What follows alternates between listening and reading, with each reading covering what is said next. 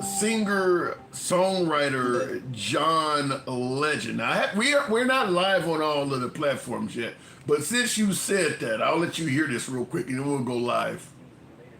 Throughout his There we go. life, that he believes black people are inferior. Like he believes that to his core, in his bones. He wouldn't let us live in his buildings back in the day. But also, when you hear some of the stray comments he makes, he clearly believes in a genetic hierarchy of humanity and is racially determined. So he is a tried and true, like, dyed in the wool racist. Like, in the core of his being, he's a racist. So That's literally what you just said. Who said that? That is literally what you just said. In his heart or something like that. I mean, that's literally, that's the only reason why I played it, because it matched so well. But I'm trying to find my clock device because I can't turn on the clock overhead. I'm ready to go live now if I can find my last piece of the puzzle, and I'm not finding it. Shit. Okay, we're gonna have to go live without a clock, apparently. Give me 1 second. I hate going live when I'm not 100% prepared, and right now is that situation because I don't have my. Oh fuck. Anyway, we're gonna go ahead and do it then without the clock if we have to. And from what I can tell, I don't have my clock controller. So, all right. Okay, we'll just do it without the clock today.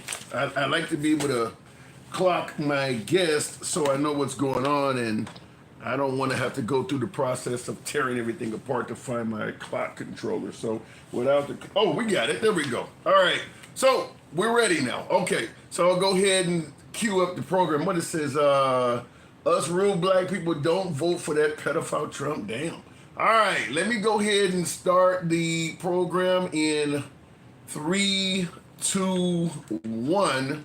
What up, folks? Once again, it is indeed your boy Tim, the handsome liberal. I'm going to make sure I switch everything over to Wi-Fi so we can have a decent program running here. All right, we're going to be talking about this from a standpoint of, it's been a busy day online for me today, and I've heard a lot of comments today on social media, things like that.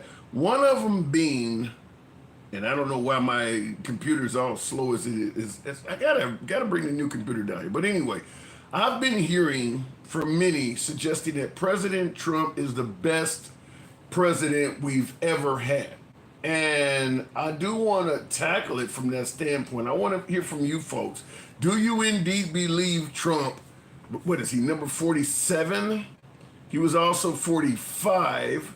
So that means we've had 46 presidents in total, I suppose, if I'm correct, considering he's 47 and 45. So maybe even less than that, because Grover Cleveland also was a split president just like Trump. So he won, lost, and then won again later on too. So maybe it's not even 46, but I think about 45 presidents we've had throughout history, I think, if I'm correct. Because Trump is the second president to get a second term with a gap in the middle. So I believe we've had 45 presidents total. But out of all of those presidents, we're talking about Trump potentially being the best we have ever had to do it. There's a lot of folks that are saying President Trump is the best we've ever had. However, there are also no shortage, and I'm saying best because I've seen people all over the internet, been watching a lot of social media today, all over the internet, people are saying this guy's the best president we've ever had. They have their reasons. We'll talk about that. We'll certainly talk about if he is indeed the best president, and if so, why? What makes Trump better than every president we've had? And we can tackle that from a standpoint of out of all of the presidents since George Washington, or from a standpoint of out of all of the presidents in our lifetime. Because I do believe there's going to be a lot more of you that believe Trump is the best president in our lifetime as opposed to in American history. So we're going to talk about it from both standpoints. However, there's a flip side to the coin. There is a flip side to the coin. There's, in addition to a whole lot of people believing Trump is the best president we've ever had, there's plenty of people that believe the guy is a racist. I've seen that all over social media today, as well as folks that are saying he's the best. And oddly enough, this is what happens when you have a For You page where you talk to people from all sides of the aisle. You know, when I say I'm MAGA friendly and we don't block, ban, or censor anyone, that's how my social media pages are set up. So I get plenty of from liberals and conservatives, progressives and far right. That's why I'm hearing he's the best president, and I'm also hearing he is a racist, which I invite all of you folks to hear commentary from all sides of the aisle. Don't just listen to people who agree with you. You should hear the other side. I do encourage you to do that. And because I am open to all sides, I get it from everywhere. So today I've heard a lot of both. He's the best president we've ever had, and he is also a racist. I want to hear from you folks why you think President Trump represents either avenue. If he's the best, I want to hear that. If he's a racist, I want to hear that as well, and why you think that. Also, in addition to discussing what type of president Trump is, and I guess we will also end up talking about his legacy in addition to that, there's also DC is continuing to be in the news. I think if, for folks who claim that Trump was looking for an Epstein diversion, Washington DC has been a very successful effort at diverting the media's attention. That's going to, at least for the next 30 days, that's probably going to dilute any conversation in regards to in regards to Jeffrey Epstein. Nevertheless, this came out in the news, and we're going to certainly be talking about this straight out of Washington, D.C. Regarding the president's efforts in Washington, D.C., do you have any specifics about how homeless people will be dealt with, where they would be moved to? What does this look like? I do, yes, and it's an important question, so thank you for raising it. The Metropolitan Police Department, with the support of the new federal agencies who have been surging on the streets of the District of Columbia, are going to enforce the laws that are already on the books here in Washington, D.C. For far too long, these laws have been completely ignored, and the homelessness problem has ravaged the city. So DC Code 22-1307 and DC Municipal Regulation 24-100 give the Metropolitan Police Department the authority to take action when it comes to homeless encampments. So homeless individuals will be given the option to leave their encampment, to be taken to a homeless shelter, to be offered addiction or mental health services, and if they refuse, they will be susceptible to fines or to jail time. Again, these are pre-existing laws that are already on the books. They have not been enforced, which is part of the reason for this nationalizing of the federal. Okay, I'm going to go ahead and interrupt Carol and leave it there. But what do you think? Do you think that this is, obviously the goal is to make DC look better. I think Trump can easily do that by getting rid of the homeless and reducing crime. But just like with securing the border, it's always the way it is done as opposed to what you are doing. And I want to ask you folks, do you think this will be beneficial to the homeless in DC? Do you think they will benefit by what President Trump is doing? Or do you think it will be a detriment to their freedom, to their existence? I'll certainly like to hear from you folks, because President Trump is certainly talking about getting the homeless out of DC. Now, it's not just him talking about doing it, but it's also, as I stated, how he's talking about doing it, suggesting that the homeless have to leave DC and go far away. Now, I'm not aware of what the definition of far away means. I mean, is that 5 miles, 50 miles? I mean, what does that mean? Trump will host a press conference today to address homelessness and violent crime in the nation's capital. The president took to social media Sunday, warning homeless people in the nation's capital to leave immediately. He says he has a plan for the city's, quote, beautification. Andrew Perez is in the newsroom with more on this. That's right, Eric. Michaela, President Trump says he's unveiling a new plan for Washington, D.C. today. All of this follows threats to assert more federal control over our nation's capital. In his announcement, he said, quote, "I'm going to make our capital safer and more beautiful than it ever was before. The homeless have to move out immediately."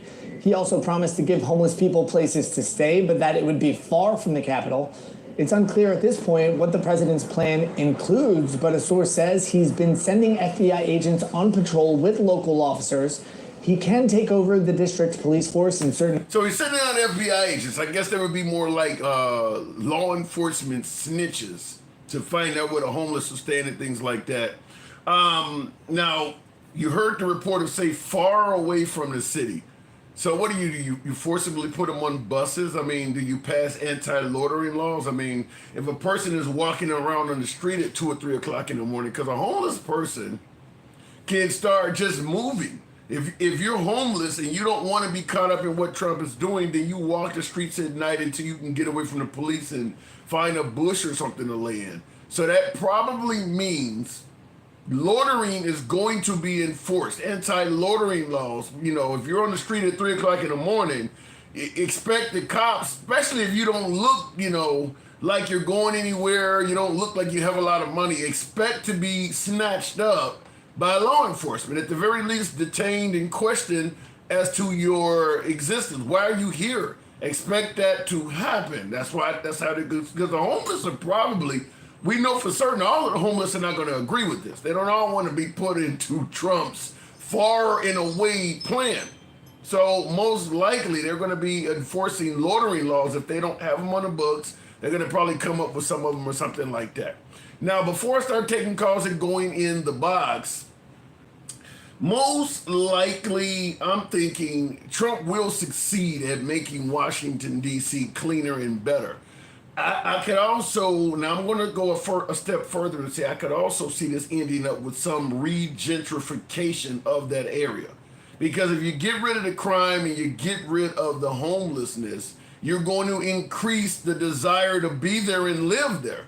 And that's going to raise up the rents, and obviously with the area being a large portion of it being minorities, they're not going to be able to afford to live there anymore.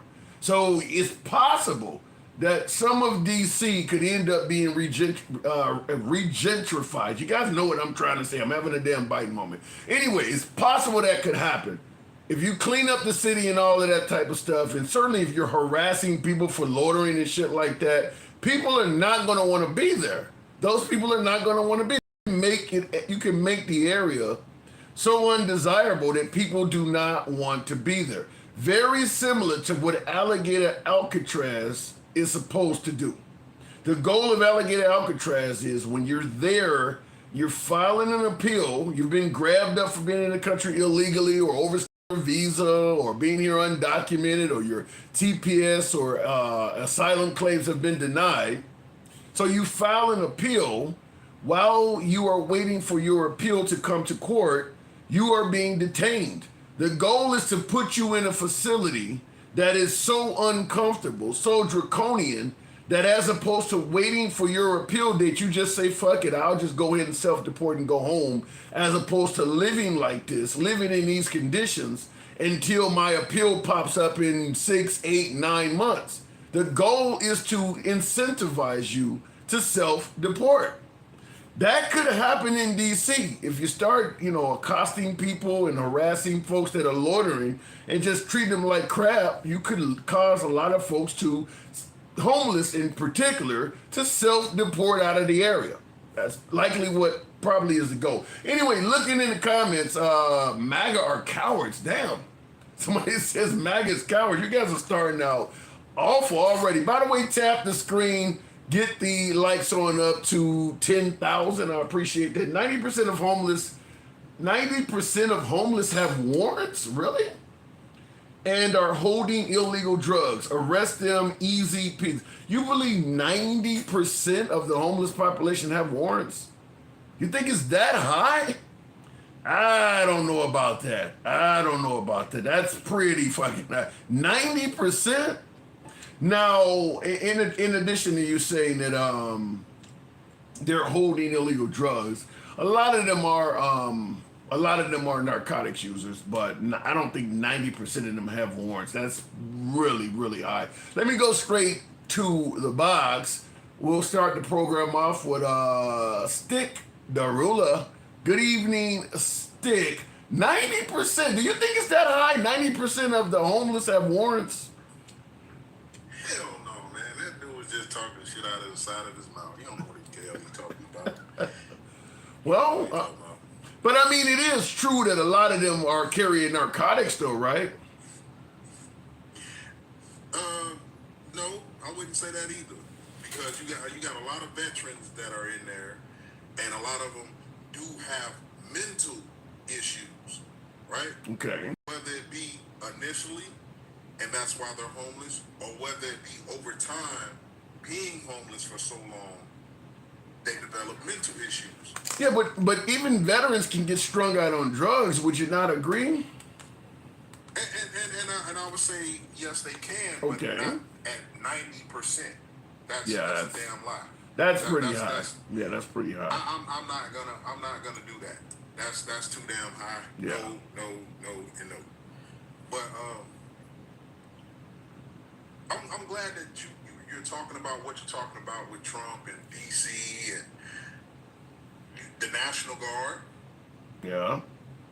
The one that he actually couldn't call. It was supposed to be on that. Yeah, you know something? I've made several videos about that. Obviously, Trump lied about not being able to deploy the National Guard on January 6th. And now folks in defense of Trump are changing it up from he didn't say he could not deploy him. He said he offered, or they're just, I mean, like, why the hell would you offer your political enemy the choice of whether to provide security at your event? Why would you, if you have the power to provide the National Guard, why the hell would you punt that to your number one political enemy being Nancy Pelosi? That makes no sense at all. But if you're in the camp of defending Trump blindly, you got to throw whatever you can out there. Oh yeah, what does make sense is he didn't call him because just like he had told, I think, one of his Secret Service agents, okay, they're armed, but they're not here for me. They're not here to do anything to me. Yeah. Yeah. So in other words, you knew that there were people out there with, said pew-pews or whatever that they had, and you told them because you already knew they're not here to do anything to me. So I'm good. So being that he was good and being that those were his people, why do he have to call the National Guard? That's what you have to ask yourself. So he didn't have to call the National Guard because they weren't there for him, and they were. Yeah, but here's the problem. Than anybody else. Yeah, but Stick, here's the problem with this. When this stuff happened, and I remember watching Judge Jeanine Pirro, who's now part of the Trump administration. She's on Fox News that evening saying that was Antifa doing that. Obviously, there are plenty of people that say the FBI is what incentivized the riots on January 6th. Others have even went so far as to say it was Black Lives Matter. So here's my question. If you don't know who's in the crowd, how the hell can you be so certain that they're there for you? Other than the Antifa Black Lives Matter thing is a lie. I mean, because he himself stated, they're not here to cause any harm for me. So you're right. It came out during the January 6th hearings that Trump was not afraid of that crowd, up to and including suggesting go to the Capitol and I'll be there with you. Why would you go to the Capitol building with a bunch of Antifa and Black Lives Matter members? So obviously he knew those were his people, just completely trashing the notion that it was Antifa or BLM or even the FBI. Well, not only that, you pardoned them. And that too. Yeah. If there was so much Antifa and any other group that he said, Black Lives Matter, whatever, why did you pardon them? Yeah. Why didn't you take a hard line like old Hot Wheels in Texas towards? You talking about Governor Abbott, Hot Wheels, in likes of what is her name, Jasmine Crockett? You're going with that, right? Yeah. So why didn't he do? Remember the thing happened with the Black Lives Matter man? He was actually a white man, and he walked up to the car just to tell the dude, "Hey, watch out, we're having a parade, blah blah blah." But the dude pulled out a pew and unalived the man. Right? I didn't hear about that. What are you talking about? Abbott wants to give him a pardon, or has already given him a pardon. Are you talking about Daniel Penny? I think so. Yeah, he's already pardoned him. Yeah, I've done videos on that. That guy's already out. Yeah, he pardoned him. So again, if you're so against Black Lives Matter, talking about Trump, why did you pardon them? You get what I'm saying? Yeah. Like, I mean, the thing is, he don't like Black Lives Matter. Yeah, the thing is that January 6th did not go well, did not make Trump look well, and he was twisting and turning in any direction he could to try to spin it. And as we're talking about, you don't pardon Antifa, so, you don't pass it off to Nancy Pelosi, and then you're shown during your second term that you actually can deploy the National Guard. It's pretty clear that went bad, and Trump is trying to do everything he can. He was trying to do everything he can to spin it and make it sound, less awful than what it actually is. And as time has went on, it's come to show that most of the stuff he said about January 6th was not true. Yeah. If not all, by the way, if not all. Yeah. So again, right? I'm just now getting back on lives, right? Because for TikTok purposes and educational purposes only. This is what I said, Tim. If you do something, you are what you have done, right? Exactly. What do you mean? What do you mean? I don't have to know. Explain. I'm finna explain it. I don't have to know that you did it. You know that you did it, right?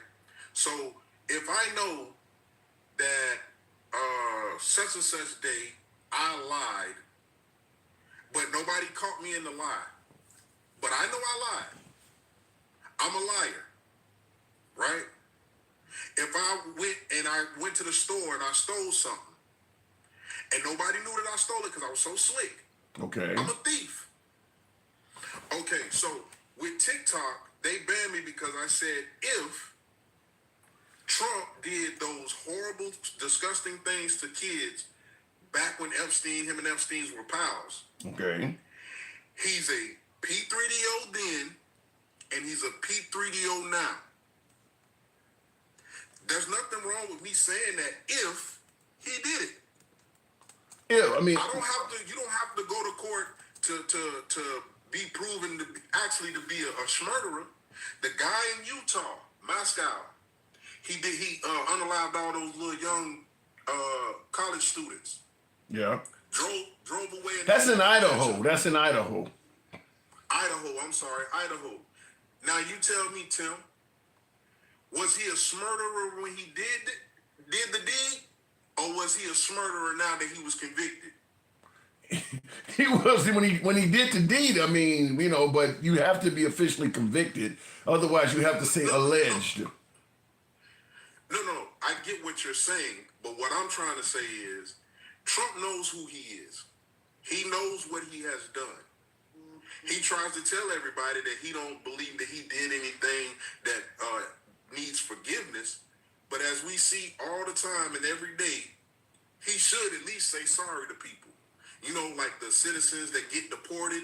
Yeah, but let's just be clear. I think we all realize that Trump does not apologize. I think he has openly admitted that he believes apologies make you appear weak. He doesn't apologize. I mean, for anything, no matter who the victims of what he did is, he doesn't apologize.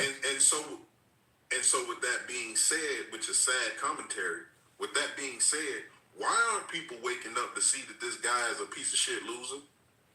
Well, you'll say, I know, you'll say, well, for his base, he's a winner. Cause the borders. No, that's not what I was gonna say. What I was gonna say is some folks readily admit that he doesn't have the best character. However, they're looking at the policies, and I'm going to bring up a picture because I want to show you this. Fox News is showing some kind of transgender that's a registered sex offender, and the picture is awful. It's a black guy. My computer's going slow. You need to see this.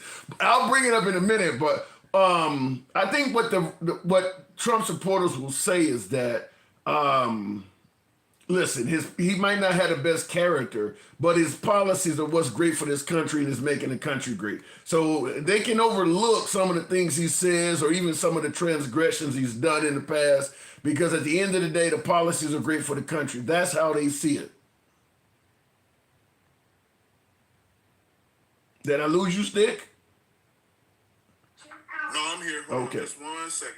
Yeah, it's probably in the basket. So look at it in the cover. So anyway, Go ahead. Back to you, Tim. So my whole thing is, again, he gets too much leeway. Whether it's the supporters, whether it's the Supreme Court, right now at this point, everything is so obvious. I don't think he's getting. Wait. I don't think he's getting leeway. He's not getting leeway. He's getting support. You mentioned the Supreme Court. The Supreme Court supports what he's doing. They're not giving him leeway. They agree with him. They support him.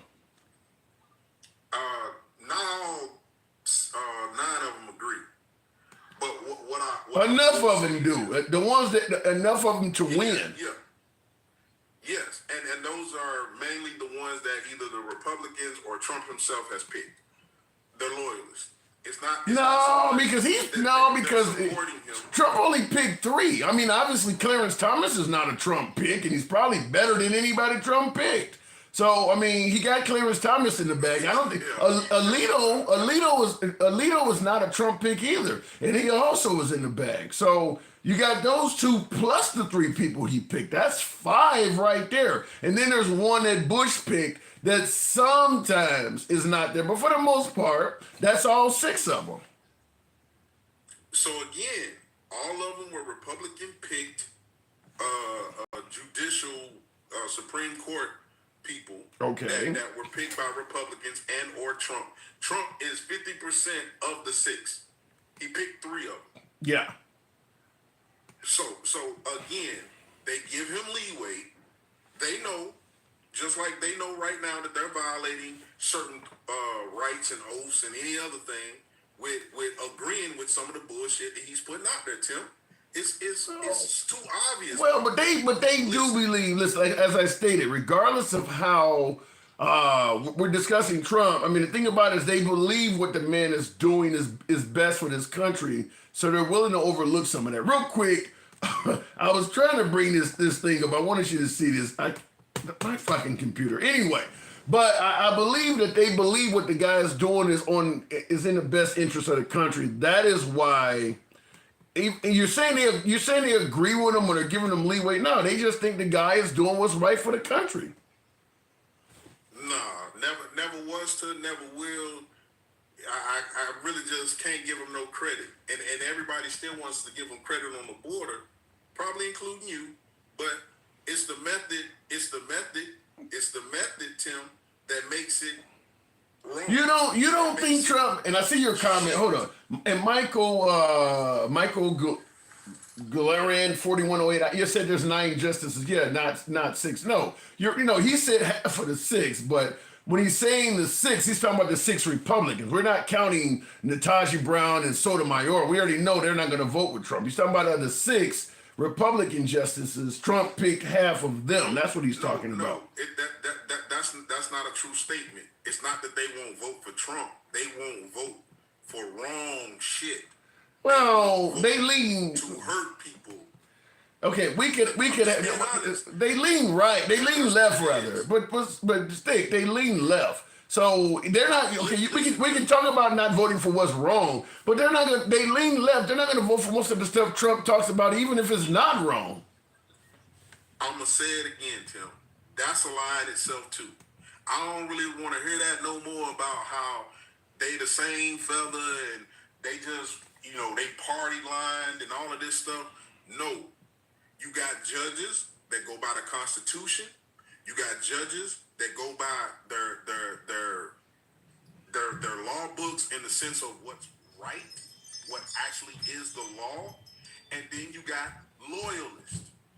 Whether they're loyal to Donald Trump or they're loyal to the Republican Party, whatever, that's what they got going on. See, I can be honest and say those, if you want to call them Democrats or liberal judges or whatever you want to call them, just because they don't agree with Republicans, right? Right. You can call them that, but at the end of the day, what people are missing is not that they're Democrats. It's not that they're Republicans. It's not that they're independents. It's they're going by the actual law. They're interpreting the law the way it's supposed to be. Yeah, I disagree. I disagree with you. I disagree with you. Hold on, it's just like gerrymandering. Only way that Texas is going to be able to gerrymander is if their Supreme Court, their state Supreme Court, goes along with it, because majority of their state Supreme Court is probably 9 times out of 10 Republican. But let me ask you, wait, stick. Hold on, stick. Listen, while we don't favor what Trump is doing in Texas with the gerrymandering, let's be clear. If the Democrats was doing that shit in a liberal state and it was a liberal Supreme Court, they would let them likely do it too. You don't think that that's the case? No, I think that it's the case now. I think that that's the case in the sense because I'm gonna just be honest with you. When have you seen on a national scale everybody talking about how the Democrats are gerrymandering? Go. Well, you haven't. Because, and here's the difference. Just like when they always bring up that Obama was separating kids and putting kids in cages, the difference is because Trump opens his mouth and makes it go on the national stage. A lot of things Trump could actually be doing in silence, but because he's always bragging and talking about stuff, like getting rid of the homeless in D.C. If he just quietly had that done, it wouldn't be a big story. But when he announces ahead of time, these people got to go and I'm going to send them far away and shit like that, he makes national stories because he talks so damn much. And I hear you on that. But in actuality, the big story is not what he's doing, but how he's doing it. But you wouldn't know it. You wouldn't know it if he wasn't talking so much. Yes, you would, because the people of D.C. would be like, man, what the hell all these damn National Guard people doing here? Well, no, I'm not talking about that. I'm talking about the homeless. I'm not talking about that. I'm talking about the homeless. I'm saying that you can remove the homeless from a city quietly and not draw attention. Yeah, the National Guard all over D.C., there's no way to hide that. But removing homelessness, sweeping them under the rug, there's plenty of cities that have done that. Listen to him. Quietly, humbly, Barack Obama had his people deport people, right? Okay. Regardless of the numbers or not, how high, how low, quietly had a lot of people deported. Nobody was on the news getting harassed by ICE. Nobody was American citizens, at least I don't think they were, that got mistakenly as an immigrant, they didn't get their due process. Like, this stuff wasn't going on. That would have made the news back then, even if Barack Obama had said nothing. I hear what you're saying, but it's going to make a lot more news when the president is on TV saying the shit Trump does.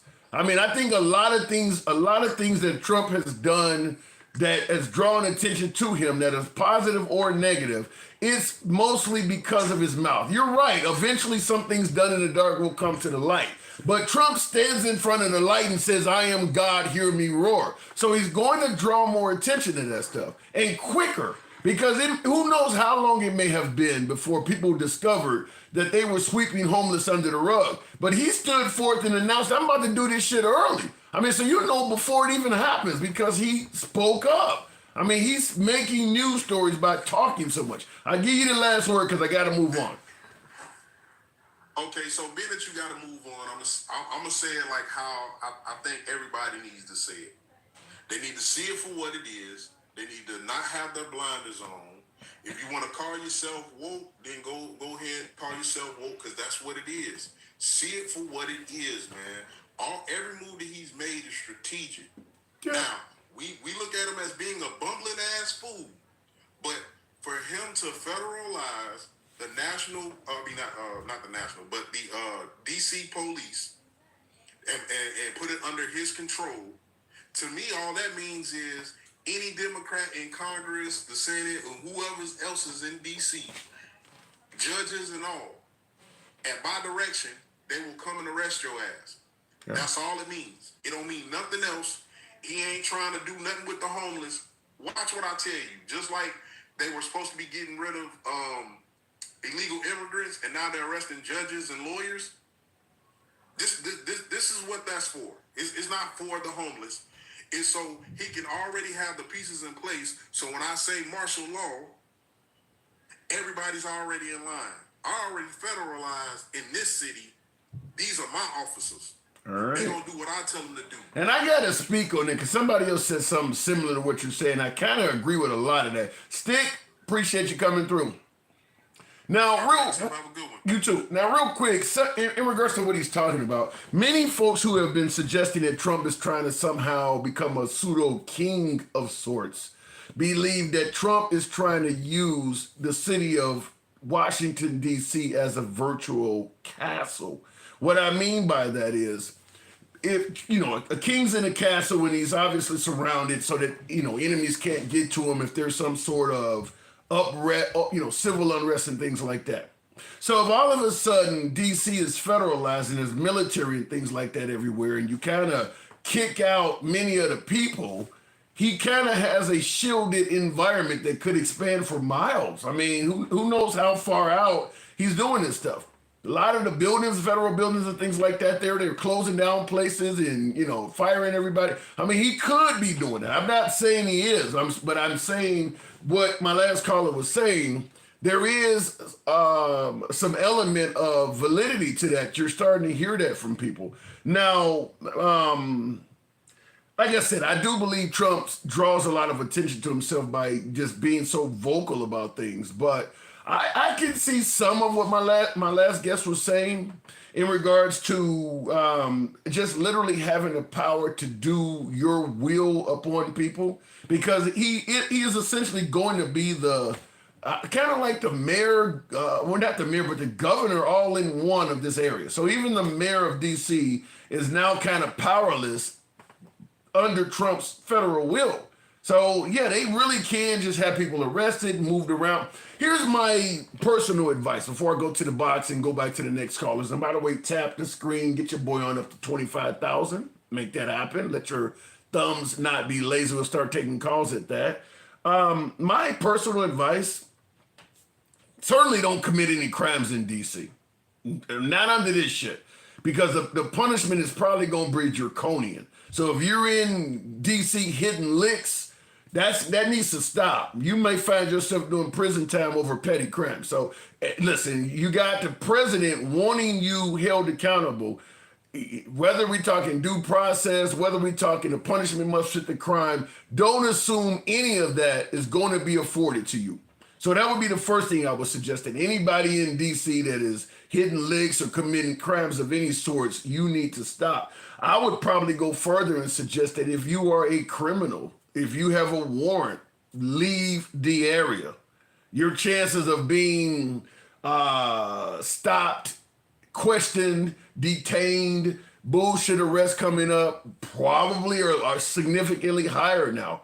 Now that we're potentially dealing with a police force that doesn't have the same level of accountability of what you may have been comfortable with. You hear Judge Jeanine Pirro talking about, juveniles have been getting away with shit and that's not going to happen anymore. So they're, 14, 15-year-olds. Who gives a damn? Now, understand, while they're talking about juveniles who commit violent crimes, don't ever believe it's going to stop at that, because that's exactly how we got into the immigration debacle. It was all about rapists and murderers. Well, look who they're rounding up now. So don't believe that if they're starting out talking about violent juveniles, that's the only people they're going to mess with. Everything has been shown from the Trump administration that they're going to expand what they originally talked about. You give the extremes because you're going to get a lot more support when you present the extremes. I mean, everybody wants to get violent immigrants out of the country. So you present it as an extreme, just like the left talks about give a woman a right to choose because you don't want to force a rape victim to have a baby. Knowing damn well most of the people that abort kids are not rape victims. Knowing damn well most of the people that are getting deported are not rapists and murderers. So they're presenting the extremes to you to get your support, but that's not what they're going to end up doing. So in my opinion, listen, there's a lot of people that probably should just self-deport out of DC.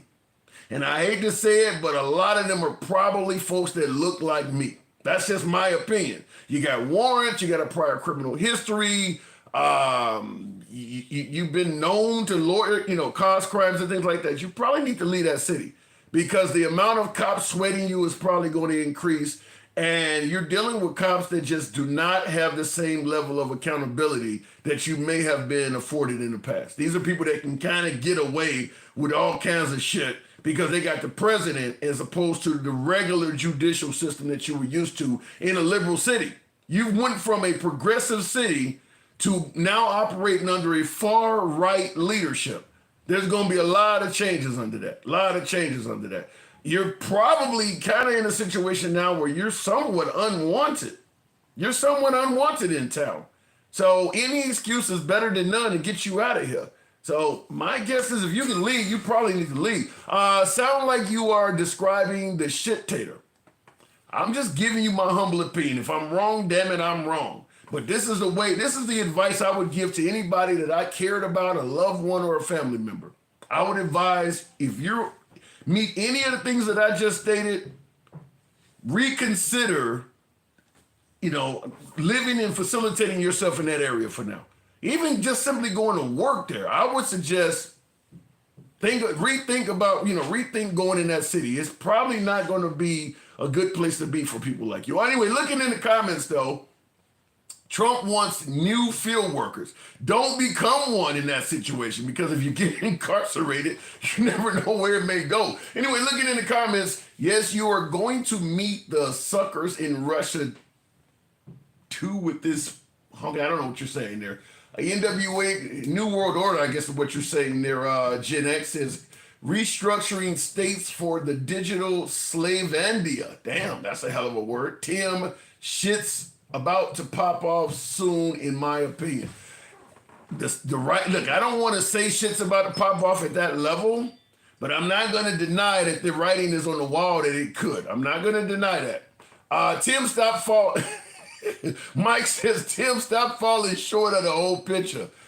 Look, I'm starting to see more of it. Let me go back to the box. Tap the screen, get the lights on up to 25,000. You guys can't do that. Show your boy some love. Tap the screen. You guys know how the program is ran. We don't block, ban, or censor any damn body.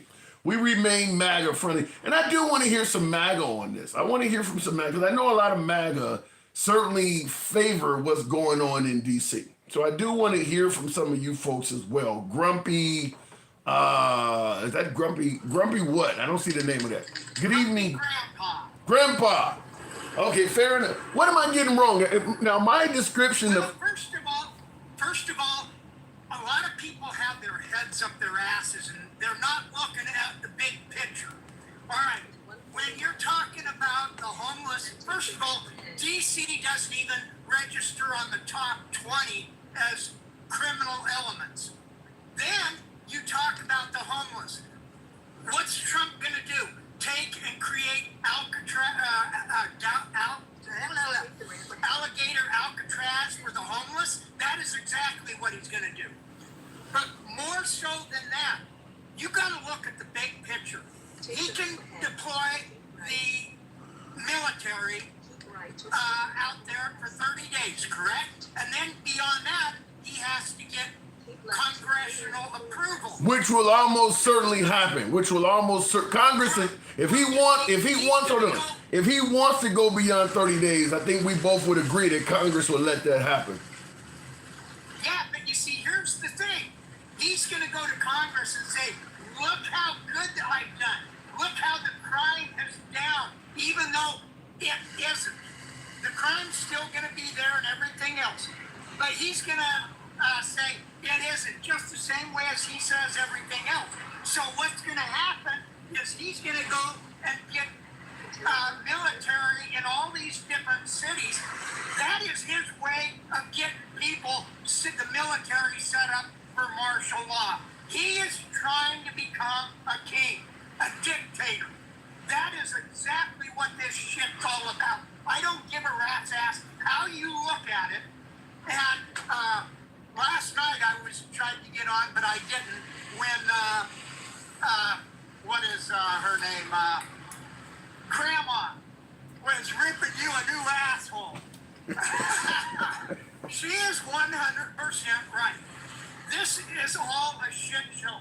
It is Project 2025. He is trying to get martial law. He wants to be a dictator. It's like, he's bringing Putin to Alaska to sit down and talk about the war. How can you do that without Zelensky? He is taking the playbook from all of these dictators and saying, hey, I want to be a dictator. Okay, well, but let me ask you That this. is exactly what Yeah, but let me ask you this. Considering the fact that the liberals are not the only ones in this country, and right now the liberals are the minority. But I want to ask you, why is it that MAGA and the Republicans do not see it the way you are suggesting? That they would suggest that what you're saying is completely wrong, that Trump is just trying to make this country great. He's not trying to be a dictator. The question I'm asking you is, why do you think MAGA, who would be affected if Trump tried to be a dictator, why do you think they don't see any of what you're saying?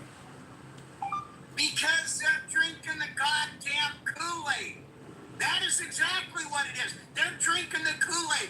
Trump is Jim Jones, and they are drinking the goddamn Kool-Aid. Wow. My own son is a Trumper, and him and I have butted heads over this crap. There are more and more MAGA that is starting to say, hey, this guy is full of shit. This guy is not doing what he said. You think you're saying there's more and more MAGA. You realize Trump poll numbers where Republicans are still astronomically high. I mean, MAGA and Republicans love the guy. They may love the guy, but look at his polls. Look at the polls on what the people actually see and think about him. Yeah, he's still got his MAGA followers because, once again, they're drinking that goddamn Kool-Aid. As you said last night, he can go down on Times Square and right in front of the entire world, pull out a pew-pew and unalive somebody, and he will sit there and say, oh, it wasn't me, it was this guy over here. And MAGA's gonna believe him because they're drinking the goddamn Kool-Aid. What are you're almost making it sound like you don't think MAGA is savvy enough to make decisions for themselves. What are you saying? They just blindly following the guy? That is exactly what they're doing. How many of what Trump said? He said, I'm gonna stop the war before I ever even get into office. Not only has he not stopped the war, he's dropped these on foreign countries. He's sitting there and talking about how he wants to go as far as possibly even sending military to try to take over countries like Greenland and such. He does that, you realize what's going to happen. He's going to start World War III by doing something like that, should he do that, because Greenland is part of the UN, which anybody who attacks a UN country, the whole UN has to go after him. So if Trump goes after, like, Greenland or something, he is putting us right in the middle of a world war. I don't know. You really think the NATO member nations would stand up on behalf of Greenland against the United States? They would have to. Otherwise, they're just as much of a coward as Trump is. And He has no damn right to go after Greenland. if you see people within our own borders that are not standing up and going against Trump, why do you think it would not happen on the world stage? The idea that NATO can be depended on, I don't know about that. Because the people of NATO are already saying that Trump has got his head up his ass. It's a difference though, but... You know that as well as I do. Yeah, but Grumpy... With all of his tariffs, his taco and shit, Yeah, they but... see what Trump's all about. The military in D.C. it's not only about what I said, about him setting up to create martial law. Yeah, but Grumpy, also, but Grumpy, it's a big difference between thinking our commander-in-chief has his head up his ass versus actually sending your young men and women to die fighting the United States. I mean, when you consider that we are a military juggernaut, I think there would be a host of nations that represent NATO that would not be willing to die on behalf of Greenland. My guess is it would be very similar to how Trump is doing things in the United States, where a lot of people would back down under his will. I don't feel confident that NATO would stand up for Greenland. I tend to disagree with you there because of the fact that, he's going if he goes after Greenland, he's going after somebody that, what have they done to us? Not a goddamn thing. He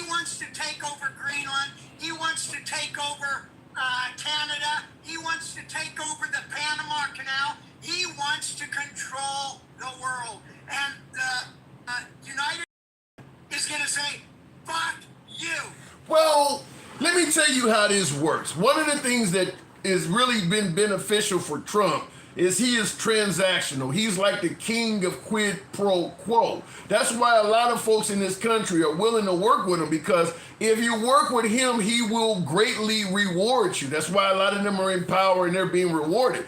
If he wants Greenland, he can find the more powerful members of NATO and quid pro quo them, promise them things that they will get if they back the United States reasoning for going into Greenland. And you don't need many of them, just break them up a little bit.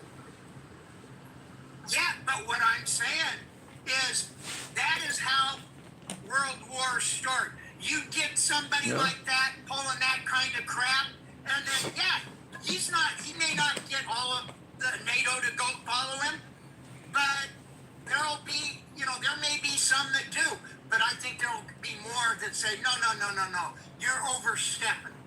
Yeah, but like I said, there's a difference between saying no, and actually sending your young men and women to die on behalf of another country like Greenland. I think that whole article, what is it, Article 5, I think they call it, or whatever. I don't know. When it comes to actually fighting against the might of the United States, because most of the NATO member states are expecting the United States to lead the way if one of them is attacked. They don't expect the United States to be part of the attacking force. And I'm just simply saying, I agree with you, that's how it should be, but I don't feel confident that they would all stand up and rise out against the United States. Let me ask you this. 100% honest answer. How many of the NATO countries agree with the shit that Trump's pulling right now? Not looking at war, but looking at the tariffs and the other shit. Probably, I would say none of them. None of them. I don't think any of them do. Exactly. That is exactly what I'm saying. So, yeah, the United States is one hell of a powerful country. But look at There's it. no denying that. But look at the. You also got to take into consideration that, all right, Trump pulls this. You've already got military personnel here in the United States that are saying, "Fuck you, Trump. I'm not doing what you're saying. I'm not going to do what you say." Then they'll go to jail. You'll go to jail. If you're in the military and you don't follow a direct order from the commander in chief, they'll just put you in the brig or put you in jail. That's not necessarily true. That falls into that same category as, let's say you're out there on the front line and your commander says, "Hey, I want you to go in here and murder all these women and children." And you tell them, "Fuck you, I'm not doing it." And it comes to a court-martial. They're the people that say, "Fuck you," have a right to say "fuck you" because their commander is telling them to do something that is against the Geneva Convention. I hear what you. Yeah. Damn difference. Okay. These military personnel are sworn not to Trump, but to this country. And if they do the right goddamn thing, they're gonna tell Trump, "Fuck you." Do you feel confident that, in your opinion, they will do the right goddamn thing? Do you feel confident they will do that? I feel that some of them will. Some of them won't. Some of them will be just like sheep, just like these goddamn MAGA that is swallowing up the Kool-Aid. They're gonna follow him no matter what. All right. I hope you're right. You're talking about people, these MAGA, who went and put a president in that's convicted of 34 felonies, that's convicted, that has been convicted in a civil court of SA, that has been convicted of, fraud. Look at, they say how good of a president he is, how smart he is, what kind of a businessman he is. How many of his businesses have went belly up? That's kind of irrelevant at this point. I gotta move it on though, but I hope you're right. I don't feel confident you are, but I hope you're right. Grumpy, appreciate you coming through, man. Thank you. You bet. Anytime. All right, moving on with the program real quick. I Michael Gilliran, I think it says, Greenland is closer to New York City than Rotterdam. Yeah, but I just don't. Listen, me and my last caller had a difference of opinion on that, but I don't know. I don't know. If it comes down to going up against the might of the United States, and we got Trump in office, who probably would be willing to use every damn thing against any of our adversary, I don't know if I feel confident that NATO would stand up against the United States in defense of Greenland. Not every one of those countries. I don't feel confident. Let me ask you guys, I'll go to the box by way of yes or no in the comments. If Trump decides to go after Greenland militarily, do you feel confident that NATO would stand up to Trump militarily and be willing to put their lives on the line to defend Greenland? Do you feel confident that NATO member states who are obligated to protect Greenland would do so if the United States was on the other side of the gun? I see a lot of folks that are saying yeah, but some folks are saying no. I don't feel it. I don't feel it, and I'll tell you another reason why I don't feel it. It's because of all the interference. Like I said before, and I see a lot of you folks disagree with me. Fair enough. I don't mind the disagreement. I appreciate your input. But I'll say this. As I stated to my last caller, I believe Trump is very successful at being transactional. You do for me, you scratch my back, I'll scratch your back. So you find some of the more powerful members of NATO and you make promises to them. If you stand down this time, I got your back on this, or I'll give you weapons here, or I'll forgive debt. Is that not what we did with the Iraq War? Now, I get the Iraq War had nothing to do with a NATO member nation being attacked. It had nothing to do with Article 5 type strength. I get that. But there was a whole host of nations that did not want to help America out during the Iraq War, which we activated the Article 5 or whatever. We were a country after September 11th. We activated it. A lot of countries did not want anything to do with that because they didn't think Iraq was an actual enemy. And what did we do? Quid pro quo type shit. We started forgiving debts. We started making deals, and countries started helping us in the Iraq War. Same thing I'm suggesting Trump would do with NATO. That's why it wasn't called it was called the Coalition of the Willing, which is a ridiculous name, but that's because of what the Bush administration did. They did quid pro quos. They started making deals with countries. You send us 5,000 or 6,000 of your people, a small contingent, just enough so we can officially say you're helping, and other nations will see that we got other folks on board. We'll forgive some debt. We'll do this for you. We'll do that for you. And we got a bunch of nations to actually start cooperating in the Iraq War when they didn't want to do so. I really can see Trump doing it. Trump is really good at making those kind of quid pro quo deals. Scratch my back, I'll scratch yours. In the comments, Cutting Edge says Trump is the commander of the military. They're under oath. By law, he's the leader and the Constitution supports him. That is the way I've seen it as well. I've seen some folks brought up that even though he's a leader of the military, you don't have to follow an order that's kind of considered an illegal order. Very similar to A Few Good Men with Jack Nicholson, if you've seen that old 90s movie. But the problem is, Trump is not only in control of the military, he's also in control of the courts and shit like that too. So if Trump gives you an order that you feel is an illegal order and you choose not to follow it, and they try to hold you up on dereliction of duty or whatever they call it, they try to hold you up on charges, you can't feel confident that the courts are going to judge you fairly because a lot of them may be his guys too. That's why I was asking my last guest, do you feel confident they're going to do the right thing? You may end up getting court-martialed and you're before Trump-appointed judges. That ain't going nowhere. Anyway, let me continue on. Who ordered the code red? Yeah, you goddamn right I ordered the code red. You need me on that wall. You want me on that wall. Tap the screen. Get me on up to 45,000. We'll go back to the box. Asking, is President Trump perhaps the best president ever, or at least in our lifetime?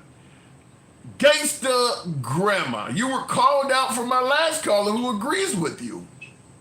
Yeah, but let me tell you something. You stay fluffing, man. How did that uncooked protein taste like?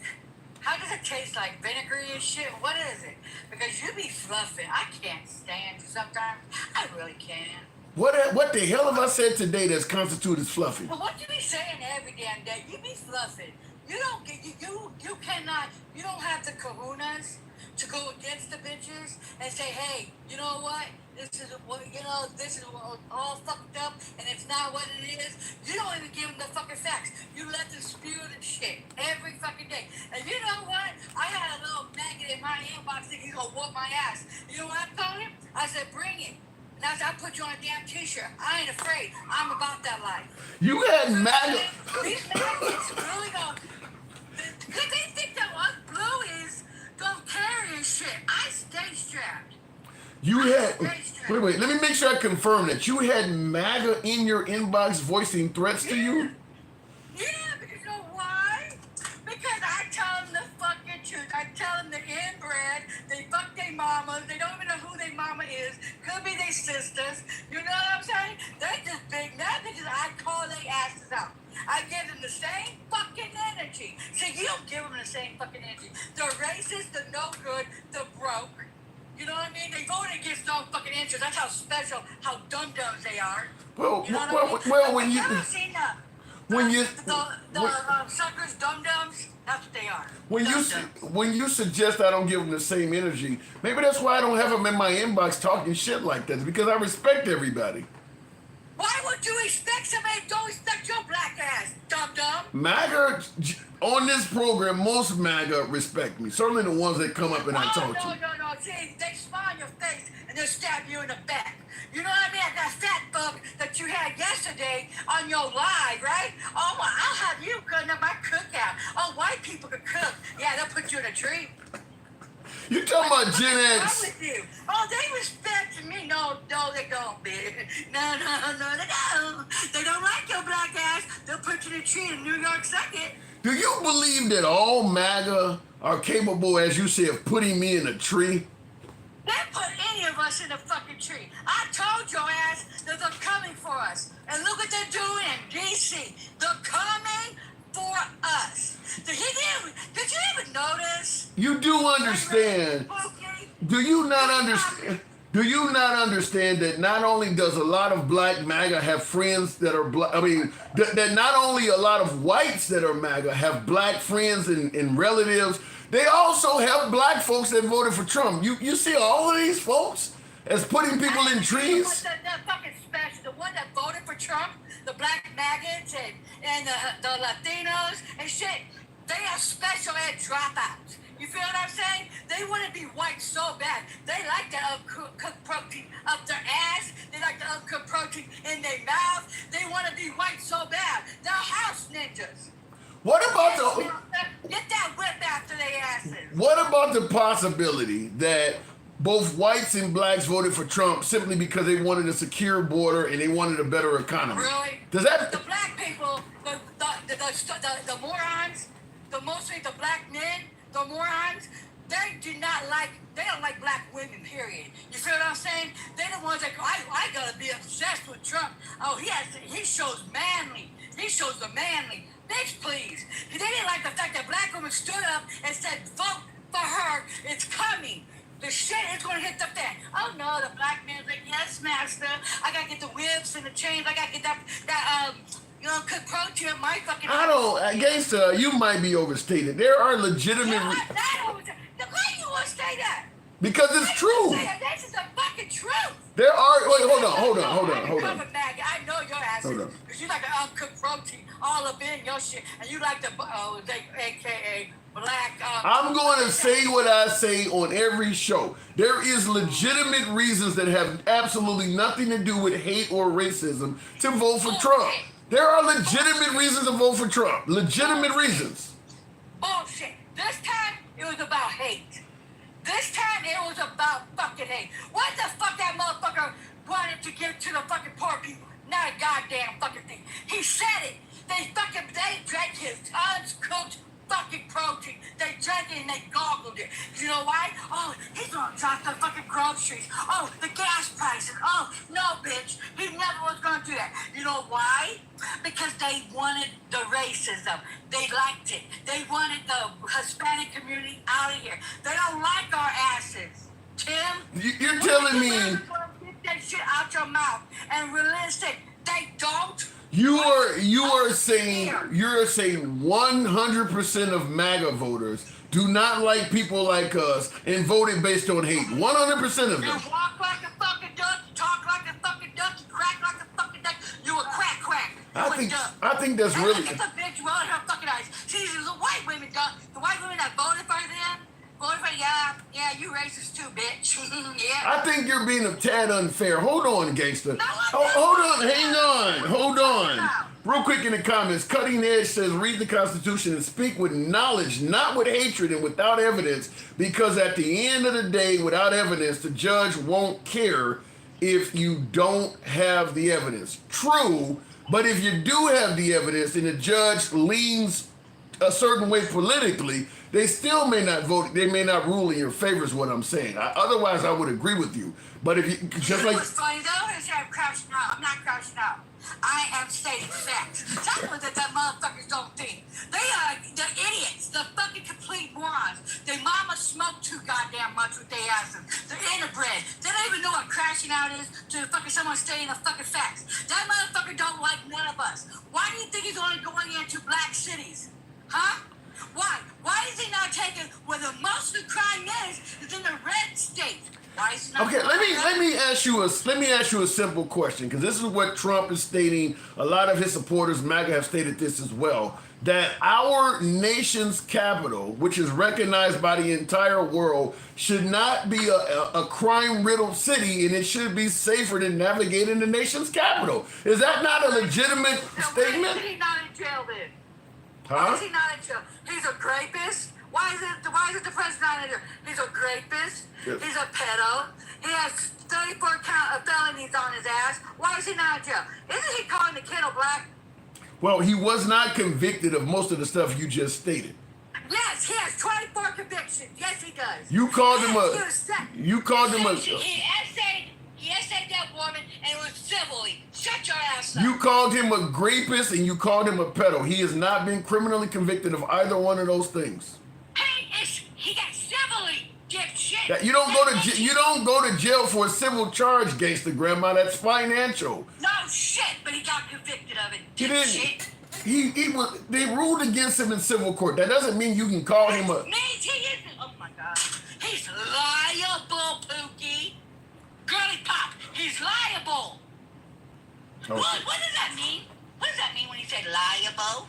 What does that mean? You do realize it is a lot easier to prove liability in civil court Oh my than. God. I'm being honest with you. Hold on, I'm being honest with you. It is a lot easier, gangster. It's a lot easier to prove liability in civil court than it is in criminal court. Let me tell you something. It's dripping on you. It's just dripping out your fucking mouth. Don't cook protein. Are you gagging on his balls yet? Are you like really doing this shit, Tim? Are you fucking really? You are just gagging on his little crusty ass balls. Oh, he's liable. Okay. And let me tell you something.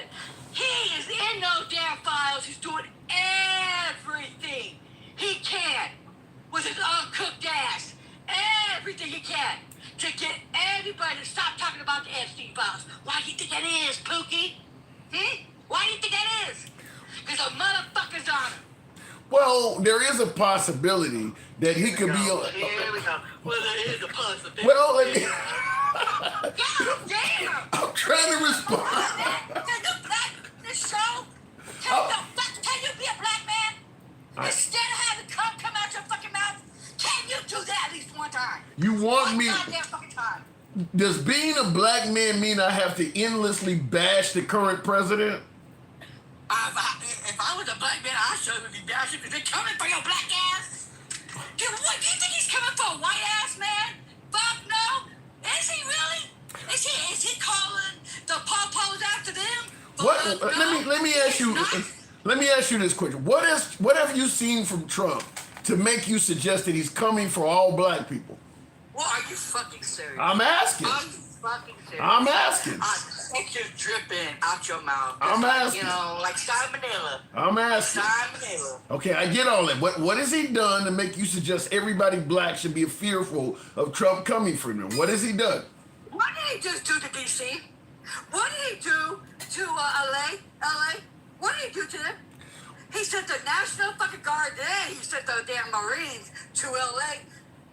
He's doing this shit over there. to Gangster, DC. you What mentioned is DC? gangster. Is it mostly white or black? You mentioned LA. You said, what did he do to LA? He sent the National Guard to Los Angeles. You realize that and with emphasis on well under 0.01% of black people were even detained or anything at all in LA. I mean, that did not harm the black community in LA at all. What are you talking about? What are you talking about? There's black and brown people in LA. Yeah, but the National Guard that he sent to LA was not going around rounding up black people like you're talking about. Oh my God, Jim! It went over your head and through your fucking balls. What is he doing? What is he fucking doing? That's what He's doing it because he's trying to test the waters. He is coming for us. He's coming right now for the so-called illegals. Okay? He's coming for black and brown people right the fuck now. And I'm Then he said, I'm coming from homegrown. What the fuck do you think that is, huh? You think it's homegrown white people? Fuck no. It's homegrown black people. But And he's doing it now. But if he's going after criminals, why do you assume that only means black people? And Jamie my Brooke, fucking thank you, goddamn Jamie God. Brooke. Okay, let me tell you something, Tim. I you know what? You are getting on my fucking goddamn nerves. You really are. Get that white shit out your ass. This ain't got nothing to do with white shit. Fucking nerves. You're trying to listen. What? Because DC is what? DC is mostly black. Okay? He's not going down to Alabama where all the fucking kids, all the fucking white tea motherfuckers are sleeping with Tom, Dick, and fucking Jerry, they mamas and shit. And he ain't going down there where, hello, the crime is mostly coming from is the fucking idiots down there. But no, what is he going for? I'm going. Okay, you're not being fair. In poll bill 123, I saw that. what I'm simply saying is this: what Trump is. I'm not being fair. Hold up. What Trump. It's fucking life, dude. Hold It's up. not fair. When Trump is saying that he's trying to get rid of crime, that could apply to. Why does that only have to apply to black people? Why are you ignoring the fact that whites and Hispanics and some Asian commit crimes Oh too? my God, disrespect, so if you think he's not applying it to us. See, this is why the United States education system is fucking failing people. It's called critical thinking. Okay? Get some out of your fucking noggin. Why do you think he's going to one of the liberal DC, huh? And he knows it's mostly black over there. You know? And why did your black ass say, well, you know what, guys? If you're black, I advise you to leave because this criminal. Did you not just say that? Fucking Ray Pookie? Well, think he's not gonna. I mean, I'm seriously, Tim. I'm guilty. Come out your mouth. That one right there was a good comeback. I'm guilty of that. You got me there. You did get me on the end He there. is coming for us, Tim.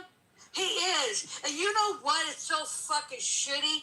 He's even going after the fucking homeless people. Okay? Yeah, but what about the notion that wait a minute. Shit to the homeless. What about the notion that he's actually giving homeless people a place to stay? Oh yeah, in a concentration camp. Do you really think he's going to put them? Do you honestly think? And this is no shade to the homeless people. Because I honestly, God, feel fucking bad for them. Do you honestly think he's going to do shit for them? No, he's going to put them in a concentration camp like he's doing that. Why do you know? Now I want to say this. I heard someone say this on a right wing platform. Is that they suggested that there are, to call these places concentration camps is an insult to people who are real victims there. There's no ovens there. Nobody. I want to know why you're calling it concentration. Nobody is being executed at these places. I swear to God. I swear to God. You know, whoever you be talking to on the right wing, tell them to go get a dildo and fuck them in their own ass. Because let me tell you something, okay? Let me tell you something. They are concentration camps. They cannot even get the Bible in there. They don't even eat right up in there. They can't even fucking take a piss in peace in there. They can't even take a shit in peace. The water is nasty in there. It is disgusting in there. You don't think it's not a concentration camp? It's a 25 concentration camp. Now, it ain't back in the day concentration camp, but it's a new age concentration camp. So what is your goddamn point? My point is, you guys are comparing it to Auschwitz. It's nowhere near as. Did I say that? Did I say that, King? No, I said it's a new day concentration camp. It is. This motherfucker wants to be a Schmittler. This motherfucker, he wants to be a Schmittler. He wants to be that. And you know what? The yes masters, the black and brown people that voted for him. Oh, he's gonna give us a PPE check, and oh my God, he's gonna do all this and no tips on tax. Fuck you. The black and you stupid fucks. the black and brown people that voted for Trump, Gangsta Grandma, they're still fairly happy with the results of Trump. Because they like to protein up their fucking ass. They like to be house ninjas. They like the whips and the fucking chains. And they call us. They we want to be on a plantation. They're on a goddamn fucking plantation. How about that, bitches? And I want snacks, and all your AJs and all of them. Bring them to the fucking table. Have them all up here. Line them fucking up. And I'll take them all the fuck down. And I'll chop their shit off. And hand it to them. All right, Gangsta Grandma. I'm not like you, Tim. Tim, I'm not like you. I ain't like you at all. Like when Smacks called you a pedo and shit, I would have fucking choked his ass out. And then the fucking New York second. I would have cut his balls and everything. I would make him my bitch at the end of the fucking night. You? Yes, master. All right. How do you want to do that? You know what, Tim? I shit you not. You need to get some kahunas. I promise you, you do. Because you know what the I cannot run a. I don't give a fuck about the house ninjas. I can't run a show acting like you, Gangsta Grandma. I cannot run a show talking to people the way you do. That's why I don't have the kahunas. Maybe you get more respect. How about that? Because I get respect. I promise you I do. All right, Gangsta. All the respect to you. I gotta move it on. Thank you. That was not easy. It's never easy with Gangsta Grandma.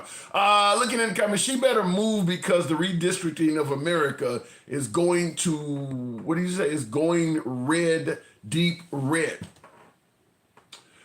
Yeah, I certainly DC. I do see DC becoming a far right city. I mean, if Trump is, going to start using his power over DC, basically sidestepping the mayor.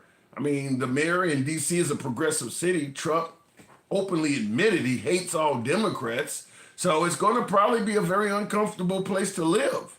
I mean, it would not surprise me if the goal was to treat them like shit and hopefully get many of them to move out of the town. Would not surprise me of that. Anyway, tap the screen, get the likes on up to 50,000. Give me a moment to get my blood pressure down. I just got torn apart. I see your comment there, Ray Wright says Trump. I get it. Trump is the GOAT, says Vince Jackson. That's what we're talking about. Is President Trump perhaps the best president we've ever had in history, or at the very least in our lifetime? I need to get some MAGA up here because I want to hear from folks who do suggest Trump is the best we've ever had, the best to ever do it. I want to get the reasoning behind that. There's no shortage of folks, just like my last caller, who thinks Trump is a piece of shit. There's a lot of people who think Trump is next to godliness.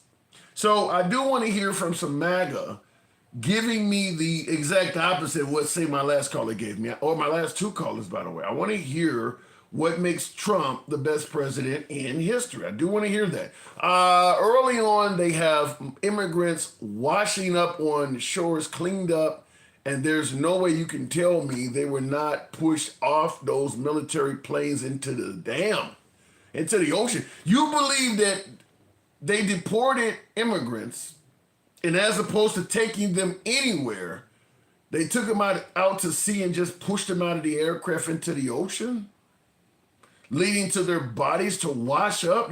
Is there anybody else that believe that has happened?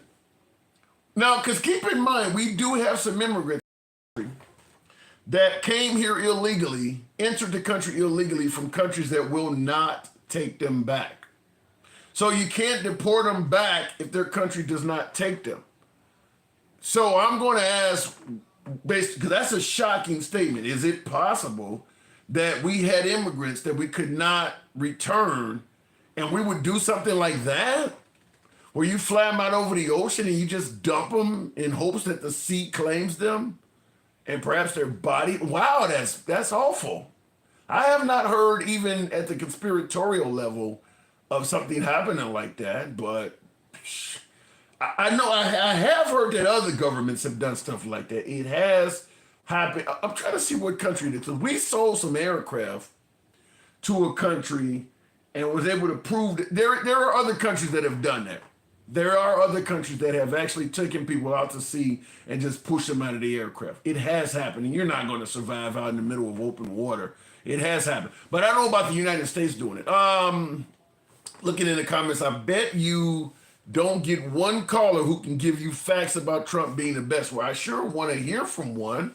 Let me go back to the box. Trump being the best president in U.S. history. I would love to hear someone give me the case as to why so many folks are saying that. There's a lot of folks who are saying that.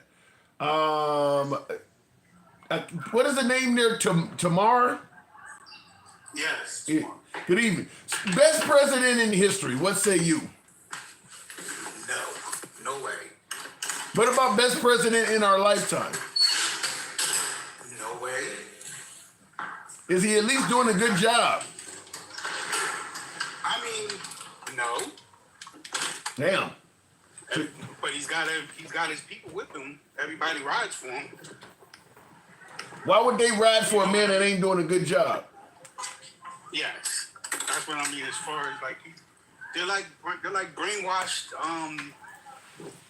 You know what I mean? They're like brainwashed cult members. Well, as opposed to being cult members, maybe they think he's doing a good job. Is it possible that Trump is doing a good job in the eyes of some Americans? I mean, and they're on the ship to the sinks at the bottom of the ocean, so of course they're gonna say that. Well, let me ask you this, because one of the biggest issues, certainly with Lincoln Rally and things like that, people wanted the border secure. We need to know who's in our country. Do you not see where he has done a good job securing the border? That part he has. But you know what? In my opinion, it's the Democrats' fault that we're in this shit. Excuse me, I didn't mean to. No, you're fine. You're fine. You're fine. It's the Democrats' fault that we're in this mess in the first place. All that it was going on, my God. The way that they let the immigrants in throughout the Biden administration, all the man. I'm sorry, I was in the middle. I wasn't expecting. I didn't think he was gonna put me on this quick. God, the all the shit with Biden. They knew Biden wasn't in no position to run. He had no business running for a second term. They should have told him from the door when he won. His whole purpose was to basically to get Trump out, and that's what he did. And so you believe he should have been he should have stuck to being a one-term transitional president? Yes, they should have told him that from the door. Like, look, and if you're gonna do anything else, we're gonna 25th Amendment or whatever. Yeah. They should have told him that from the door. That's what's gonna happen. Like, I don't understand why they didn't do that. Like, they should have just told him. The same reason why a lot of folks are saying they should have told Trump not to do this and that. I mean, the president has a lot of power. I mean, Kamala Harris clearly did not want to even tell folks that he might have been in cognitive decline because, as people say, she didn't want to sell out her boss. So people didn't want to sell out the boss. And I get it, and she still could have, but she still could have just, she could have separated herself from him. You know, how? When they asked her, what would you have done different from Biden? You could have just said, I'm gonna do everything completely from Biden. How do you think? Why do you think she did not have an answer for that? Because that is probably one of the worst questions she ever answered. Considering it was on The View, she was in friendly territory. Why do you think she answered that question that damn bad? Because they were so unprepared. She should have never accepted it. Because she should have never accepted the nomination. Because I mean, she had not even 3 months to prepare. So who you? And then she didn't start doing interviews until like September, right? If I'm not mistaken. So she was a bad candidate. So it sounds like you're saying it was a dumpster fire from the door. Yeah. So it sounds like you're saying got mad that you was, it sounds like you're saying she was a bad candidate. I know exactly what you were saying yesterday, but Gangsta Grandmother, she got pissed off with you when you said that. But I knew where you was going when you said that yesterday. Yeah. About as far as her being a bad candidate. Yeah. Yeah, I think Kamala Harris was a bad candidate. But her vice president, Tim Walz, he's actually pretty good. Yeah. He's actually pretty good, but they kept him under wraps. And But hold on. You said that Kamala Harris should not have accepted the nomination. With only 100 days to go, then what happens if she don't accept it? I mean, we now feel that Biden is incapable. I mean, hey, look how bad it made her look. So in other words, we were destined to have Trump. Yeah, he was right. It's like asking Pee Wee Herman. It's like putting Pee Wee Herman at the bottom of a mountain, rolling a freaking snowball at the top of a mountain, and rolling it down and asking him to stop it. He already had all the momentum. You know what I mean? He already had all of the momentum. Wow. There was no way that you were going to stop Trump anyway. Let me ask it to you this way. If let's say Biden had agreed to become a one-term transitional president, you don't think any Democrat could have beat Biden or Trump rather?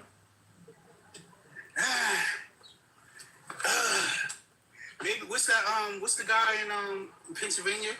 Shapiro? Josh Shapiro. Yeah. Maybe him, but his policies is terrible with the whole Israel thing. So let me present it this way, because you said you don't favor the job Trump is doing, but you admit he has so much momentum. He's the equivalent of a snowball effect. Why do you think This is a revenge tour? This is the revenge tour. Okay, right now. that's fair, and I think that's fair. I believe his first term. I've never been a fan of Trump, but he did do better on his first term. I can say that if it wasn't for the pandemic, it was hands down there was no stopping him. But being that everybody was home and got to see how much of an asshole he was, that's why he lost. That's why he lost the. Every day he was doing that pandemic briefing, and people got to really see like, whoa, this guy is an asshole. You know, like it was must see TV, but like. I don't know. I think people already had. I think people are even on the MAGA Saturday. I was like, he's an asshole, but he's an asshole for us. I think they already knew he was an asshole before the COVID hit. I mean, because he was always on Twitter saying crazy shit. I think they already knew he was an asshole. But I want to ask you this: with you saying that he had a snowball effect using the Pee Wee Herman explanation, why do you think a guy that you don't believe is doing a good job had so much momentum? What is it about Trump that is giving him that huge amount of momentum that you don't even know if the Democrats had enough time to beat him? So what do you think makes him so? He says what people wanted. He says what people wanted. What people are scared to say. You're like, all right. For example, like Eminem. Like when Eminem says, like on one of his songs, he says the stuff that people are like scared to say or won't say. Like he'll go and say He's like Eric Cartman from South Park. That's what I always. But what's wrong with that? I mean, what's wrong with being brave enough to say the stuff people won't say? I mean, is that not a good attribute of Trump? I mean, not to be the freaking president of the United States. What is he saying that he shouldn't say? Oh my goodness! I gotta ask. Put me on the spot. That's what I'm here for. I get it. I get it, but I know how you do. Everything he freaking said. Oh, we're gonna take Gaza and we're gonna run it. For example, I mean, like the fact that he's changing forts from back to Civil War Confederate generals' names. Yeah, that's Confederate names. That's beaten, and all of them were freaking they were freaking treasonous. But yeah, he's calling Obama a treason. Yeah. You understand where I'm coming from? Like. It's crazy. Well, Trump is saying that he thinks. Trump is saying though that he thinks renaming those military bases that were once named after Confederate generals is erasing history. An interview with Pete, with Hennessy Pete. He was on something, and he was justifying it. He didn't even call the families and tell them in Virginia, he didn't even call the families and tell them that he was changing their names or anything. He had somebody call them. It was just, I was just listening to. Can you explain why you changed Pete Hegseth's first name? Hennessy Pete? Yeah. Because he likes to drink. Just him and Tom Homan. They look like they drinking buddies. Hennessy Pete. Tom Homan, every time he speaks, he sounds like he's drunk. Oh my God. Well, you know, He sounds like he's drinking a fifth of liquor. Well, you know, MAGA really likes Hegseth, though. They really like that guy. Yeah, it's called the DEI cabinet, and then his whole cabinet, not one person of color except for Patel. What's the FBI guy's name? Oh, you talking about Cash Patel? That's the only person. Cash Patel. Yeah, and then when they were doing the whole thing on about DC, Hennessy Pete looked like he just wanted to drink. He was looking at Trump like, I wish this guy would hurry up so I could get to start drinking. Well, let me ask you though, since Pete Hegseth has been, other than the whole Signal controversy, I mean, has he really done a bad job? Pete Hegseth did, other than the Signal stuff, what has he really did that's that bad? What has he done? He fired the 5-star general, didn't he? Yeah, but they also they also claim that they obliterated Iran's nuclear defense. I don't know if that's true or not, but they claim that's they did. That's not true. You know, and then they did the whole TechScape shit. What has he done good? He hasn't done anything good. And then as far as Trump goes with the whole job thing, most of the people that's jobless are black women, because a lot of those people worked in the federal government and they were working in the Department of Education and all other stuff. Wow. And those are the biggest people that's suffering from all the jobs that's being lost. Black women are the biggest group, really? I didn't hear that. Yeah. Yes. Wow. Yes. Damn. Well, my favorite callers that call their show is Miss Mo Better, Mike, Dinkow, Sherbert. He's hilarious. And one other person, a white lady, I forget her name. I can't remember her name. No clue. But those are my favorite callers when they call. And of course, Gangsta Grandma. oh my God. I was waiting to see if that was not going to be in there. All right, I got to move it on to my... I say that's your online wife. That's what I call her. Jesus, I feel like Al Bundy all of a sudden. Oh my God. She's cutting you up, Tim. Yeah, she really. I don't know what she did to that woman, but she be giving it to you. Yeah, she cuts. My goodness. She cuts deep. Tamara, appreciate you coming through, man. Thank you. All right, Tim. This is my first time calling too, by the way. Don't be a stranger, man. Come on back anytime. I won't. All right, appreciate it. Be. Thank you. Looking in the comments, it's called freedom of speech. Says Cutting Edge. You're talking about in regards to Trump saying the things that people want to say and don't. Look, I hear you. It is called freedom of speech, but I always state, while I'm a huge proponent of freedom of speech, you guys know I run an uncensored program as far as I can take it. But there are consequences to freedom of speech. I'm 100% okay with Trump having freedom of speech to say whatever the hell he wants. What I don't like is when MAGA starts complaining that people got TDS or, he lives rent-free in your head. If you're okay with him saying all kinds of shit, you should understand people gonna say shit about him. I think there's a lot of folks that love to see Trump on the attack, but they don't like to see Trump being attacked. And that's just not how it works. That's not how it works. If you're going to get on the internet and say all kinds of bad things about people, they're going to swing back. They're going to swing back. And that's when MAGA has a problem when people swing back. They're fine with him talking about, doing this or that to anybody, but they don't like when he gets hit back. And it just doesn't work like that. It just doesn't. Nobody's making him go on the internet and say that stuff. He could easily just as well do what he can to make the country great. He doesn't have to be doing that. He likes doing that stuff. So there's a consequence to it. You attack, you get attacked. That's the way I look at it. Anyway, look at in the comments, the lies Democrats tell. You only see lies from Democrats, huh, Melissa? You believe Trump won the 2020 election. You believe it was Antifa on January 6th. You believe he didn't have anything to do with Stormy Daniels? You believe all that, huh? Okay. You believe he doesn't know anything about Epstein? You believe he's telling you the truth and only the Democrats are lying. Fair enough. Looking in the comments, Tim, stop being embarrassed with your condition. Was that TDS on your chest, bro? I don't get that one, Draco. Oh, wear that TDS on your chest. I don't mind. I don't mind being referred to as having Trump derangement syndrome. Trump is a very popular, entertaining topic to discuss. I mean, and every day he gives you some new shit by going on television and saying something. I know the right believes that the liberals should just bow down and let him talk about you and not say shit back. I understand how the right thinks about it, but that's not reality. That's just not reality. If he gets on TV and says, I hate all Democrats, well, chances are the Democrats are all going to hate him too. That's how it works. But the right doesn't understand that. I get folks on the right ask me all the time, why do liberals hate Trump? And then when I actually tell them, you do realize the man said, I hate all Democrats, they look dumbfounded. Like, you do realize this shit works back and forth, right? I mean, he doesn't just get to swing. Even Rocky won all the fights, but he got hit back. Like, you do expect him to get hit back, right? I don't think they was expecting him to get hit back. I think they just think Trump should be able to fire off at people, and the people should just kind of take it.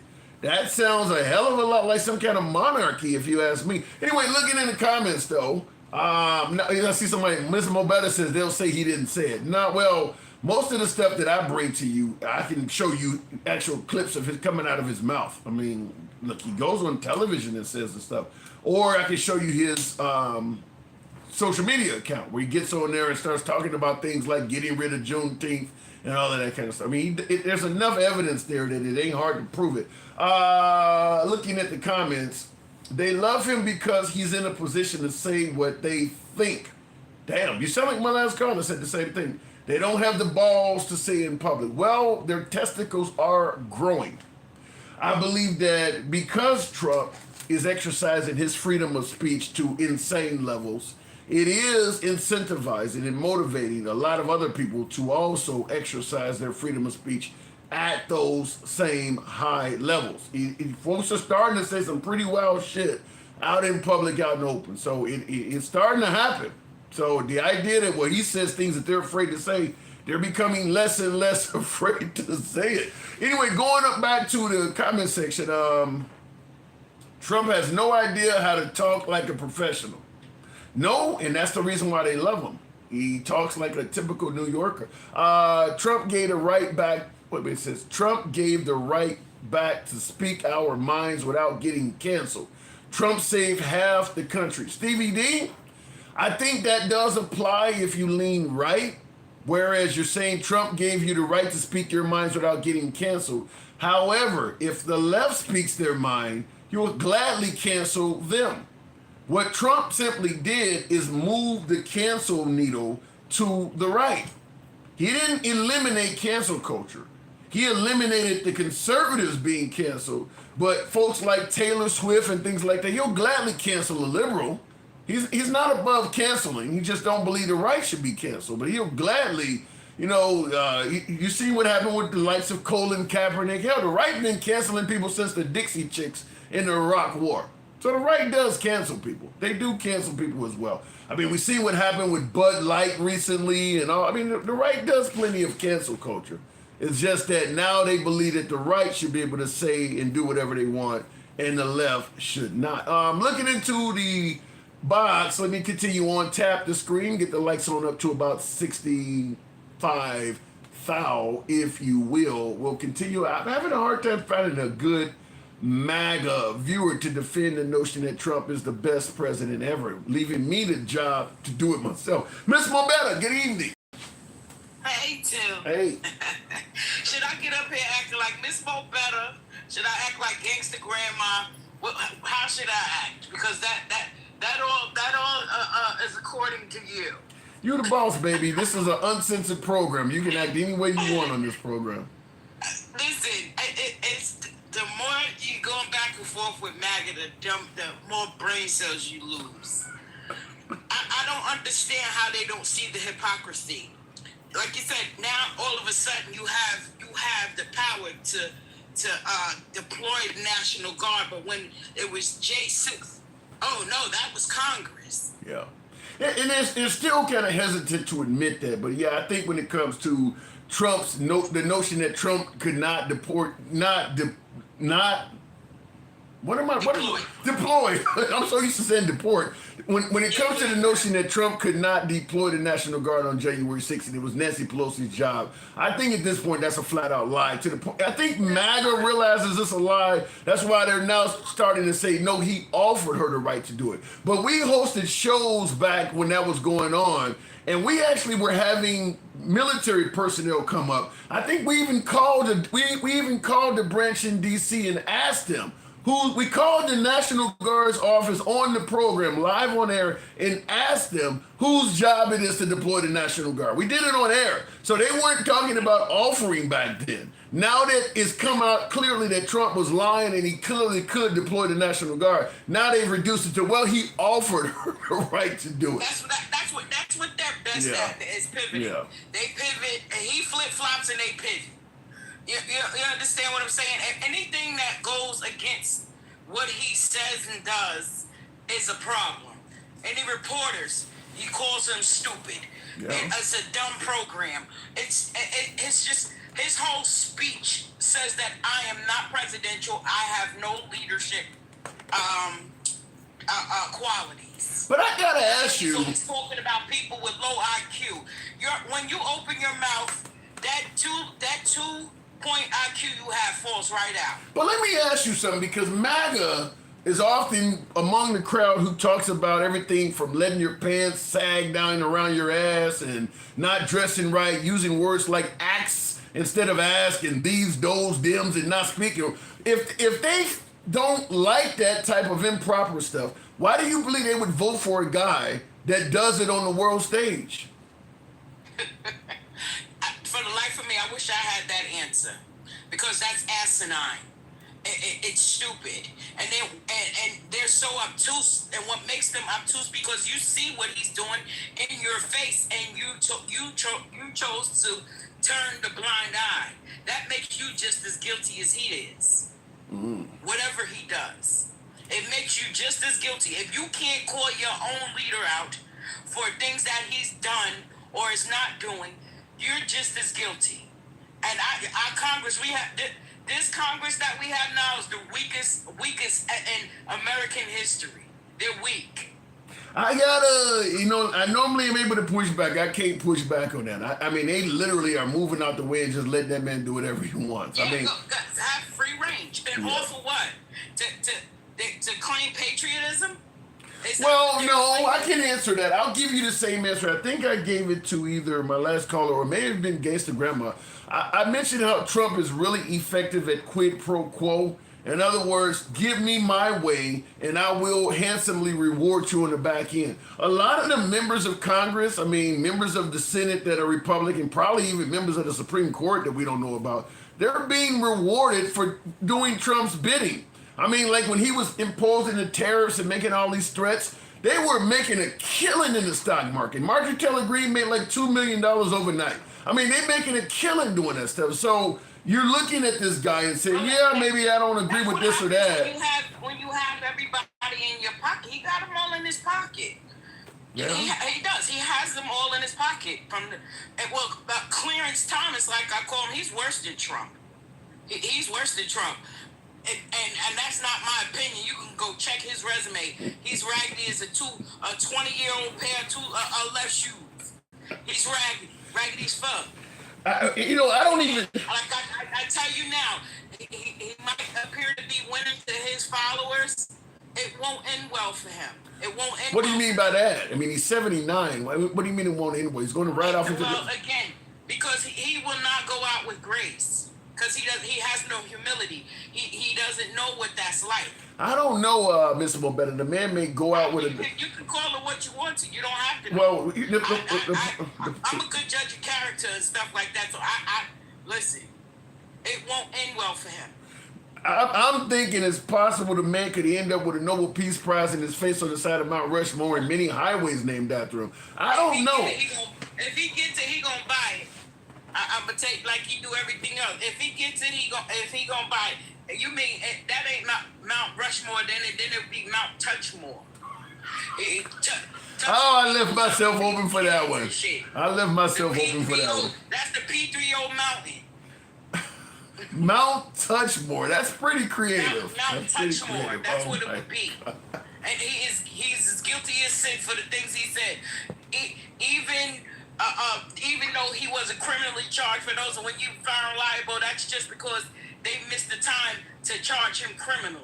The time has lapsed. What about the notion that if you're found civilly liable, that means you have they have a lot of stuff that they say yes, you were involved. What about the notion that many suggest that the only reason Trump got charged with all this shit is that they didn't want him to be president to begin with? Because if he was such a bad guy, why didn't you charge him with this stuff when the statute of limitations was not out of bounds? I mean, the guy runs for president, and suddenly you're finding all this old shit to bring up on this guy. If he was really that bad, why didn't you charge him? Why are you bringing up stuff that's a decade or 20 years old? Because he was paid before he got into the world stage. Again, when you get to a certain position, that comes along with a lot of baggage. You're entering into a realm now that's beyond that little petty inning that he was before he entered into. Right now, Trump is really just the face. There's so many more powerful people beyond him till they found his weakness. They know what his weakness is. They know he has a big mouth. They know he don't mind saying stuff. He'll get up there and say stuff that they can't say. Like the white nationalist Christians, okay? Which they take the Bible and try to use it. They use it for fear. For fear mongering. That's why a lot of people vote. A lot of women voted for Trump because they use the Bible and all of that stuff. What in one way did the Trump administration use the Bible to fear monger? Give me an example of what you're talking about. Well, because the main thing they talk about is trans people and LGBTQ. The first thing they say, well, the Bible says, well, they tend to. What I implore them to do is go back and do the study on who King James is. Go study who he is with his gay ass. Go study him. Even before it came out with him being a gay man, of all the stuff that he took out of the Bible and stuff like that. And like Gangsta Grandma was saying earlier, they will get to a point where if you're married, you're going to have to get permission from your husband to vote. Oh, matter of fact, no, you don't vote. I'll do the vote. It doesn't matter who it is. Okay. Well, so you think they're using the Bible as a measure of fear, huh? They use it as a fear tactic. They use it as a fear tactic, Tim. It's been like that, and that's why a lot of people don't get into religion. You yourself know that. Well, you got because they pick and choose what they pick. Yeah. They use that Bible to uphold slavery and different things like that. It was in the Bible that it was okay. Okay, it might have been in the Bible to say it's okay to have slaves, but it didn't say you can mistreat them. It didn't say you can rape them. Actually, it did. I do believe it says in the Bible that it's okay to beat your slave as long as you don't kill him in the process. I believe that's in there. The devil is a whole lie. That's why you need to check the source. That's why you need to check the source. I was watching a video on TikTok today from some lady. I mean, just a random person, so I don't know what validity is to it. But she stated that the Bible before 1942 never had the word homosexual in it, and that homosexuality was quite common back in the day. And for some reason, to divide us, they actually inserted that into the Bible. And it has been confirmed. I'm not aware of this, but she did say that did not used to be in the Bible. That's why you have to check the source. Because again, I'm gonna make it look good. They can't tell whether I'm telling the truth or not. I'm gonna read it, but like you said, you keep thumping something long enough, beating it into your head. Oh, well, it has to be true. They keep saying it. Yeah, I had a caller on the show the other day tell me, why haven't you read the whole Bible? It's the most popular book in the world. And I'm kind of. I heard that. Yeah. That was that country ass fool from down in Alabama. And when you showed him the video of Alabama's SNAP program being cut, he didn't have shit to say after that. Yeah. He was just looking for a gotcha moment, which most people do. Oh, gotcha, I got you. Yeah. No, I need for you to show me where you saying I'm wrong at. Yeah. If you can't do that, then you just shut the fuck up. Yeah, if I'm gonna be honest, I think I would tend to be more into the spirit as opposed to into religion, because I believe that religion is more man-made. And I always say on the program, certainly being an African American, both sides of my family coming out of slavery, I don't understand why the black culture did not abandon Christianity once they got free. I mean, the people who taught you this religion, because when you came to America, you weren't Christian. These people did not have your best interest at heart. So why would you keep their religion? You stripped of your heritage. You stripped of your language. They were stripped of so many things when they were brought here. So and then all they gave them was the only thing they was allowed to do was practice Christianity. When they were so-called freed, they didn't have any resources. They didn't know any other thing to pray to but to God. So a lot of our ancestors took things right from the element. But now. Yeah, but now. You know that religion was picked. Now it's a different ball game. Now it's because that's a way. All right, if you have a church, they're not charging you taxes. So that ain't what I'm saying. What I'm saying is I'm still surprised. Remember if you remember back in the 80s and 90s, black folks used to wear the African medallions because they were identifying more with Africa, and the whole Back to Africa movie. You seen it in Public Enemy videos and shit, the little leather medallions with the red, black, and green on them, and X-Clan had me. And then of course you had everybody naming their kids all these Afrocentric names in that era. When they started kind of separating from what they thought was the bad man, I don't understand why religion wasn't part of that. Because like I said, this religion was pushed on you by people who didn't have your best interest at heart. I don't know why they kept that. I agree with you on that. I do. I totally agree on. But what happens in those instances, it went from the African medallions to gold chains and different things like that. Yeah. And you saying that, this is what's gonna make me rich. Yeah, you know what I'm saying? I get all of that. Disregarding the African medallions and stuff. I mean, you still have people that are 10 toes down for that stuff. I'm serious about my history, because how would I know where I'm going if I don't know where I'm coming from? It's a good point. Good point. So Trump, certainly I'm going to assume you don't see this guy as the best anything ever. He might be the most popular, but he's not the best. Why do you think he's so popular? He is actually he's the least of any president of this country.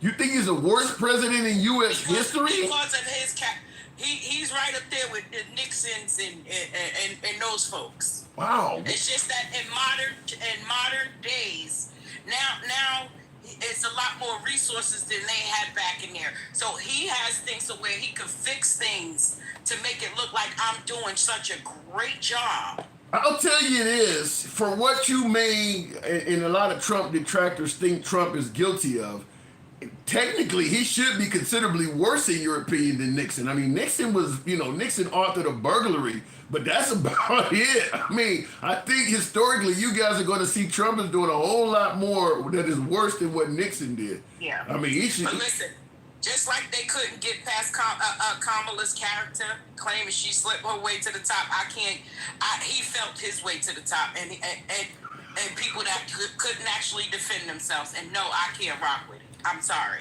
All right, Mr. Mobetta. He felt his way to the top. Oh my God. He felt his way to the top. Mount Fillmore. About a pussy and all that stuff. Like, come on, bro. All right, Mr. Mobetta, appreciate you coming through. Mount Fillmore. I'm sure if he ever gets his face on Mount Rushmore, that will catch on. Mount Touchmore. Mount Touchmore. I'm sure that will catch on. It's going to be Mount Touchmore. All right, Miss Mobetta. Jesus. Appreciate it. My boy Micah. Oh, my God.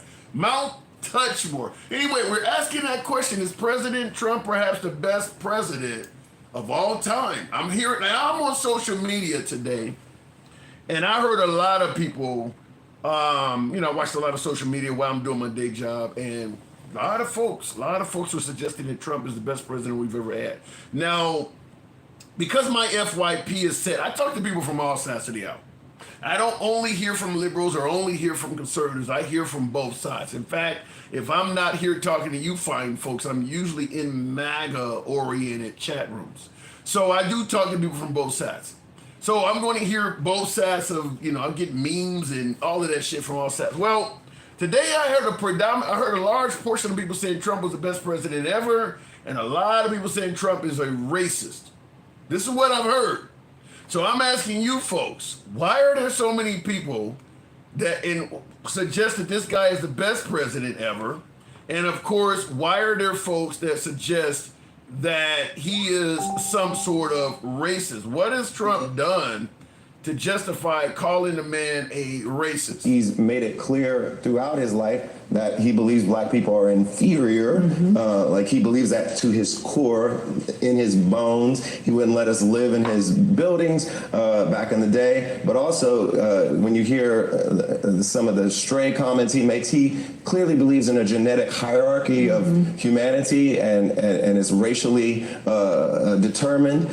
So he is a tried and true, dyed in the wool racist. Like in the core of his being, he's a racist. So now that's singer-songwriter John Legend, John Legend was discovered by Kanye West. That's an interesting separation there, because obviously Kanye West was at least, I assume he may still be, but he was at least a huge fan of the current commander-in-chief.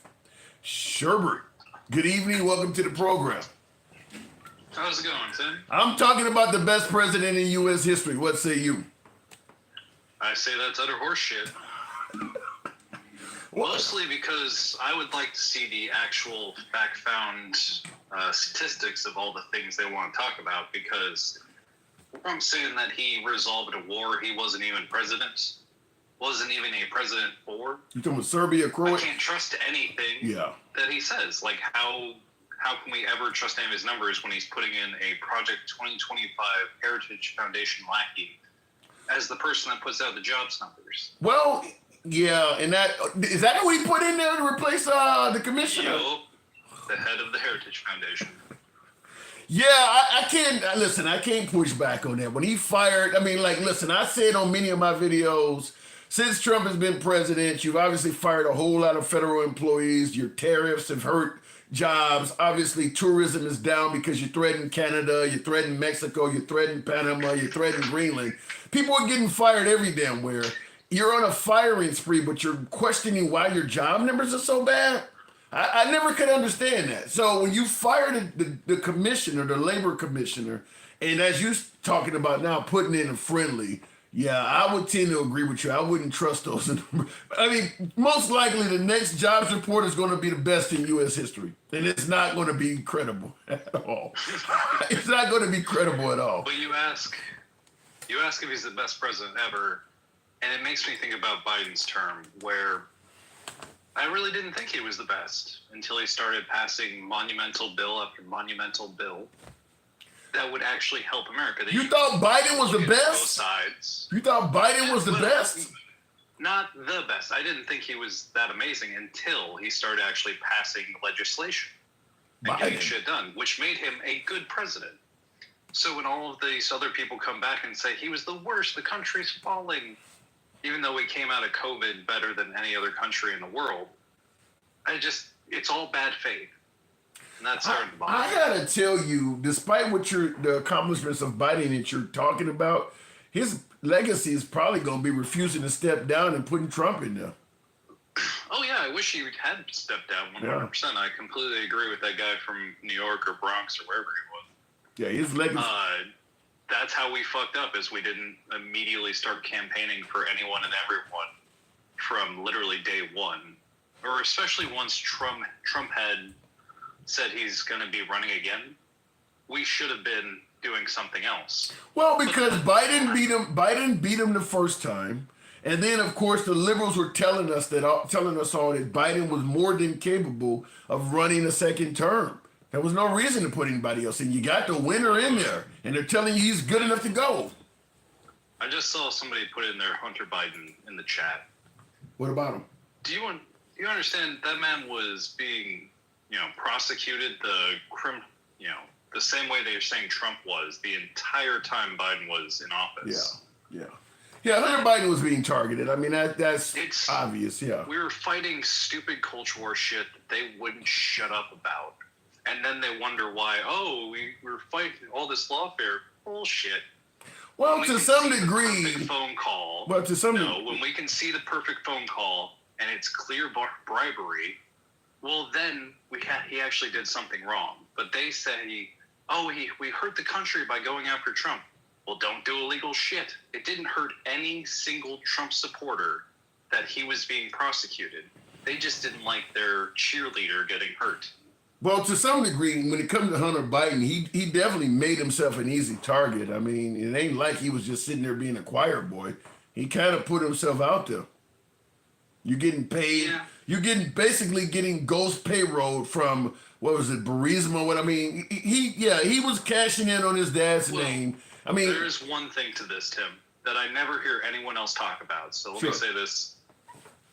He was the head of a lot of charitable foundations, like doing more work in the U.S. aid than pretty much anyone else.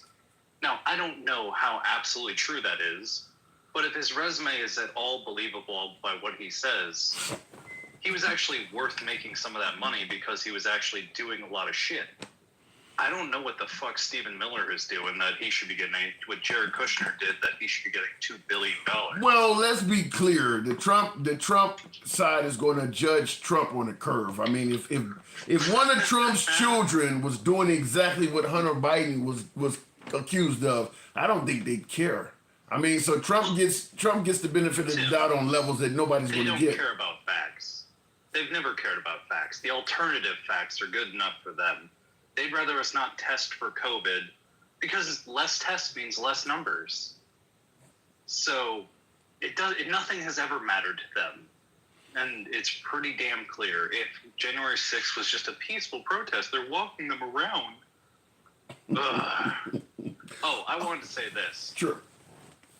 It was deceptively edited by Tucker Carlson to show the QAnon shaman being led out of there when it's pretty clear that was at the very end and he was being escorted out once they had control of the building again. Yeah, they don't have him in handcuffs. They're just walking him out. Yeah. Well, when it comes to January 6th, I think you'd have to be an idiot to look at that and suggest that that's a peaceful protest. I mean, even the whole notion that they're letting people in the building peacefully. I mean, we've all been on tours, whether it's at a state park, whether it's at a federal building. You don't get tour guides that are armed men in uniform. So obviously something is wrong. They're not going to be giving you a tour when the other side of the building is being overran. It's pretty obvious. And their walkie-talkies are going to have people screaming, I need backup over here. So obviously the Capitol Police were overrun that day. And in the interest of not escalating the situation and getting themselves killed by a bunch of people that have not been patted down or searched, they stood down and just said, give them access to this side if we can get Congress out of here. I mean, but they weren't giving them tours. I mean, half the building is being overrun. You're not going to give people tours doing that shit. And you're not going to use the Capitol Police to give the tour. So, yeah, the notion they were giving tours is insane. When all of these people are speaking in such bad faith about January 6th, I don't think I really have to believe them on anything after that. And they've shown themselves on 3 or 4 different topics in that same way of being stupid. And so I agree with Gangster Grandma like 95% of the way. 95? She gets a little extreme. I don't like when she starts talking about genitalia, but that's about it. And the repetitive insults of, baby girl or whatever the fuck she said. Oh my God, that's probably 30. That's probably 30% of her. That's probably 30% of her conversation is the shit you don't agree with. Well, it's not that I don't agree. I don't like it. But her actual points, the things she's talking about, she's usually right. She's just so aggressive that it's off-putting. It's amazing how many of my viewers actually, despite my MAGA hate Gangster Grandma. She's claiming she's gotten everyone. She's claiming she's gotten threats in her DMs, but my liberals, they really like Gangsta Grandma for some reason. They like that shit. I don't know. If she could, I think it's personally time for Gangster Grandma to do her own lives, and she can scream at anyone and everyone for hours and hours. How could you hold a live doing that if you and your guests are doing that back and forth? Because that's what I tell her. It would get banned quick. Yeah. At least it'd be interesting to have her own show. I'd love to see those recordings later. That's what I tell her when she's telling me I don't have the kahunas and I should, like, you can't host a show doing that. If both of you guys are doing that, nothing gets accomplished. Y'all just cussing each other out. I mean, like, no. You know, I like to respect my guests. I don't, you know, I'm probably about as extreme as she is, just I say it in a much nicer way. Well, because when it comes to the Epstein files, cut everyone's hands off. Jesus. That was in those lists. And if they did something really bad, get them rid of them. No trial, no nothing. But you don't believe it. If we can prove it. Okay, well, let's talk about Trump, for instance. Do you believe that he possibly abused a child? Tim, he hosted the pageants that Epstein was pulling people from. And then the people that were recruiting for this pageants had also been convicted of these awful, awful things. Like every part of the business triangle of his pageant days were incredibly fucked up by people that had been sent to jail and found unalived in their cells the same way as Epstein did. So I 100% believe that by the character and the business people he kept around him. Why are there not more grown women coming forward and admitting what he did to them then? Well, do you remember, I mean, this is a much smaller level, but Stormy Daniels was threatened by, like, while Trump was still... I believe it might have been Michael Cohen. I believe it possibly could have been Michael Cohen that threatened her. But yeah, she did say she got threatened with her kid. Big bouncers that came up to her while she was unloading her kid out of the car, and they knew where she was. She did say that. So I imagine a lot of that's happened, and a lot of people have been disappeared, but I don't have the facts on any of that. So So you see this guy almost like a mobster, so to speak. He grew up in New York in the building trade during that time of the mob, of course. Anyone that doesn't is just a Trump sexual. Then I'm going to ask you the question that MAGA often asks. If Trump is so bad, why didn't any of this shit come out when he was a citizen in New York? He was well known, he was a celebrity, and nobody was saying he was racist or he was a mob boss. They weren't saying this stuff back then. It was only once he ran for president that all of a sudden he's the worst guy on earth. Why is that? Well, there's actually a really great answer for this. The Ann Seltzer poll is being sued for numbers he didn't like. So if you're telling me back in the day when social media wasn't a thing, that if he got, any kind of word that he had somebody talking about him, that he wouldn't sue the ever-living shit out of him when he will still sue a pollster for something he didn't like to see, it's very clear the billionaire won over the 80s and, the 90s until we started getting the internet, and then he ran for president. Mm. So you do believe he's been doing it all along, yeah? Oh, his moral character is, below the basement. Damn. People love this guy, Sherbert. People love this man. I mean, let me ask you. Yes, but they're also pretty blind to critical thinking. No, I mean, I'm going to tell you the same thing that I told Gangsta Grandma, and I get hammered for saying this, but you do realize there are legitimate reasons to vote for Trump and like him as president, right? Yes and no. If you think that Baker was correct for the lawsuit that went to the Supreme Court over not wanting to make a gay cake, if you think that was okay, then no, it was okay for her to sue and win about all that. Then of course you're going to be for Trump and you're just going to go blindly because that's your level of moral character. Really? And I am appalled by her shit because it really didn't matter. Don't do the cake. And it turns out she was just making that shit up and the emails were to herself. Yeah. I mean, so if you're okay with that, I don't like you. Fuck you. That's kind of how They rolled back Roe v. Wade like that, just came up with a phantom case and used it in court, and they actually adjudicated on that case, and it led to Roe v. Wade getting rolled back. I think that's kind of how it started also hurts too. my soul. Huh? That case also hurts my soul.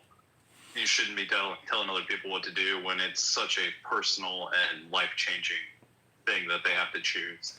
While I understand that, I'm going to play the other side of this and ask, how do you not give Trump and Trump supporters credit by, okay, you don't like them taking away a woman's right to choose, but you do realize because of what they've done, in a generation or so, you'll have probably millions of people that can say, I am now alive because of what Trump did back in, 2000, whatever, because I would have been, my mom admitted she would have terminated me. But thanks to Trump, the late, great Trump, Donald Trump, a president from the past, I'm alive, and I would not have been if it wasn't for him.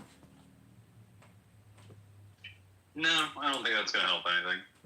Because when Roe versus Wade was initially put in, our crime numbers were through the goddamn roof. And as that scale of these people became adults that would have become adults, the number dropped in the same corollary numbers. So no, we dropped all the people that would have been neglected and treated like shit and grown up to be homeless, drug addict, the problem. And so when they're just saying, screw it, forced birth, we won't do anything to help you afterwards, they're not helping anything. They're just creating more chaos because they are chaos agents. All right, fair enough. No credit at all. Sherbert should drive a hard bargain. We have to look at history, Tim. We have to look at history. And when people just come back with their moral, religious ideology, that has nothing to do with how things actually happen. Well, facts over feelings, Tim. Facts over feelings. That's how it should be. That's how it should be. I don't know if we're going to get there, but Sherbert, thanks for coming through. Have a good night. You too. All right, moving on with the program. By the way, tap the screen. You know how this program is ran. I haven't given that spiel yet, but I certainly will now. Tap the screen, get the lights on up to about 80,000. You know how the program is ran. Travelman, yeah! Appreciate the hat and mustache. You know we don't block, ban, or censor anybody here. This is an uncensored program. We are MAGA friendly. Always have been, always will be. Nevertheless, liberals are welcome on the program. MAGA still remains my preferred guest. I just can't get a lot of MAGA on the program anymore. But MAGA still remains the preferred guest. So when you come up, we treat you with respect, no matter what your political affiliation is. If you do enjoy civilized dialogue from all sides of the aisle, without any concern of the host trying to dictate how you should speak or what you should think, you're in the right place. Follow the program if you're currently watching on Instagram or TikTok. Give your boy a sub if you're watching on YouTube. We don't censor, so you're going to hear a lot of opinions on all sides of the aisle. Looking in the comments, though, they aren't they aren't pro-life, they are just anti-abortion.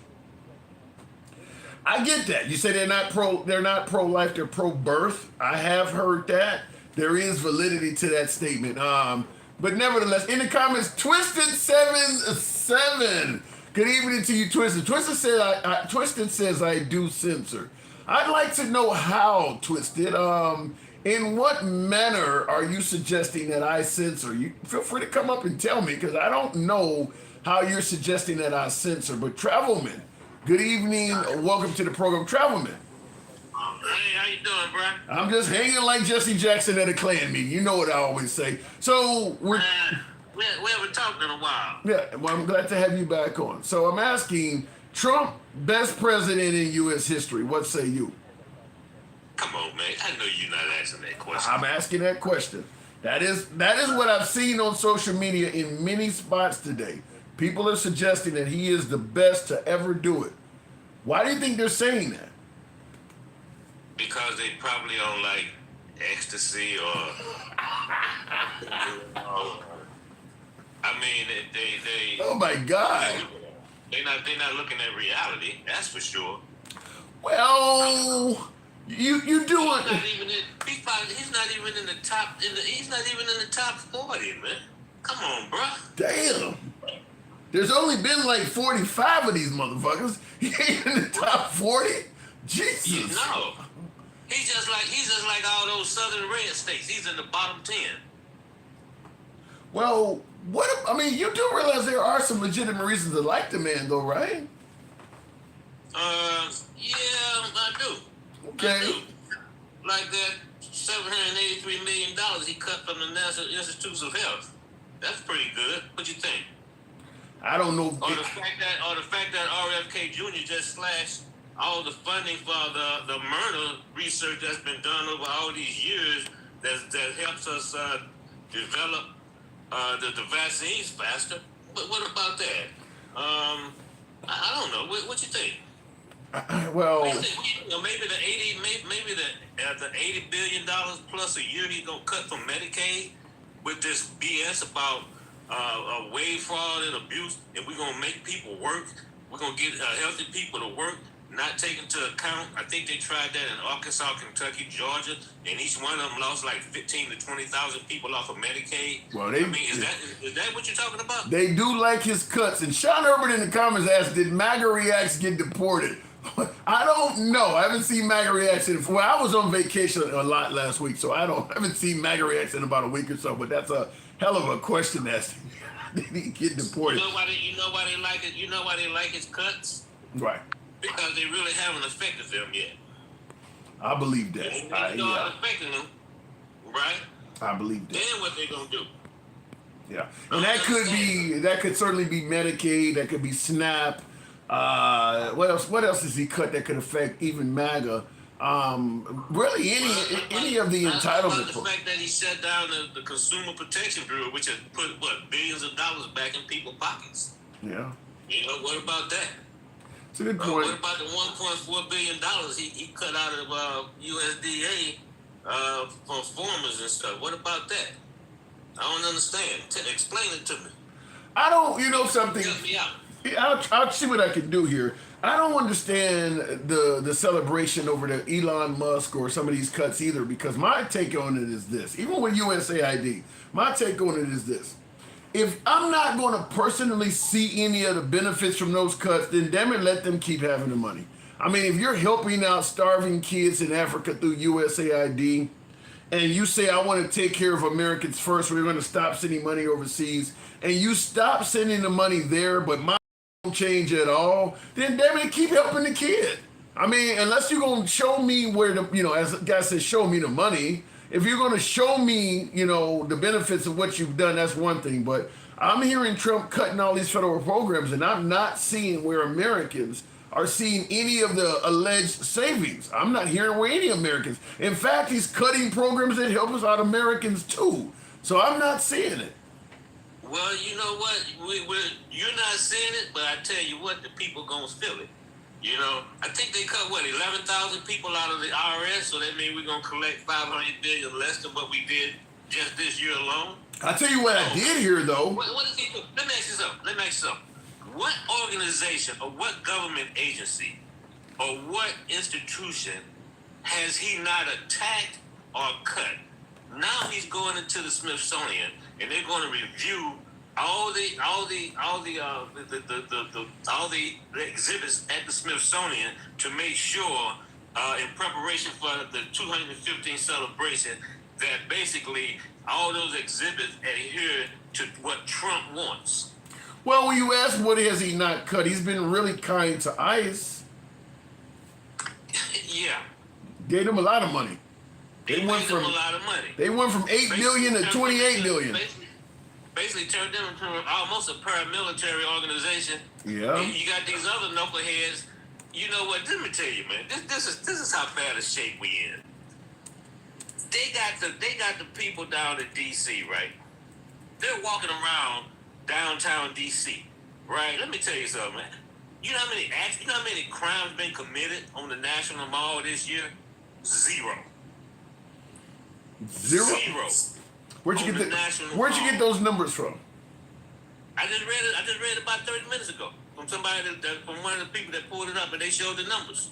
You know what else too? And that's true. That's probably true. You know why? Because down there in the downtown area, the National Mall, the Washington Monument, Black History Museum, all that, brother, that is number one, very clean, right. And number two, very safe. All right, and I tell you something else too about DC, because as I told you before, I've been driving Uber down there since 2019. Right, I have like 27,000 rides around DC. Wow, you got that many? Damn. I've been all over DC in the Northern Virginia area. When you go to DC, there's one thing you will see a lot of, and that's the police. You will see the po-po everywhere. You're going to see a lot more now. What are they going to do? Probably. Well, I'll answer that. I'll answer that from a couple angles. First of all, if you're getting rid of the homeless, you're going to have a lot of homeless people being having police encounters. I mean, they're going to be going after people for loitering. If you're just walking up and down the street aimlessly, all of them folks are going to suddenly have police interactions because he's targeting the homeless as well. So that's one thing. The second thing is suspicious characters are now going to probably be getting, accosted by cops. I mean, there's going to be a whole lot of that profiling, all that shit. Profiling? Yeah. Isn't that profiling? And that's going to happen. And you know what they were doing today? Traffic stops. they flooded the DC area with feds or whatever to do traffic stops. But let me ask you this: are they actually doing that? You said they were doing that today? They were doing it. I was just hearing about it on the news. Wow. So that's already profiling. So yeah, they're already doing it. People seem to give these MAGA clowns all this so-called power or whatever. But let me ask you something though, because they do all this immigration stuff and whatever, and they got all these people down here in DC. I haven't seen them show one picture of anybody going into Southeast DC. I haven't seen no immigration people going into Southeast DC. If they wanted to get illegal immigrants, it is. I don't know how many construction sites going on in D.C. And I drive around D.C. early in the morning, and I see people going to work, construction workers, and I bet you 90% of them are Latinos, Hispanics, whatever you want to say. At least 90%. I see them every morning. Well, they gotta let them finish. They gotta let them finish the job first. So, but when it's time to give them when they take those iron poles and stuff down, I ain't gonna be standing there waiting on them. When it's time for them to actually collect their check, they're gonna get handcuffs. Let me ask you this too, though, because he's a great president but he's also extorting, private companies. He's extorting the colleges. He put an export on the companies making the chips. AMD and the other company he put. That sell chips to China, he put an export.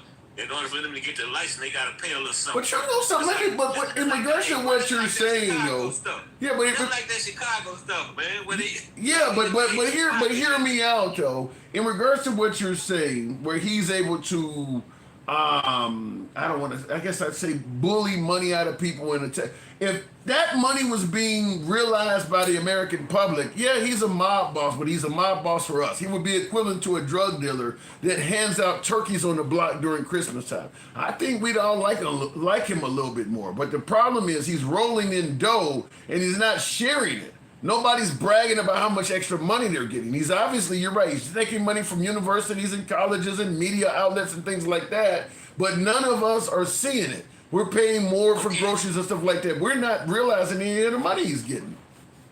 But not only that, not only is he getting money, he's trying to force the universities into switching to the curriculum or some of the curriculum that the administration or that the conservative right-wing people want them to teach.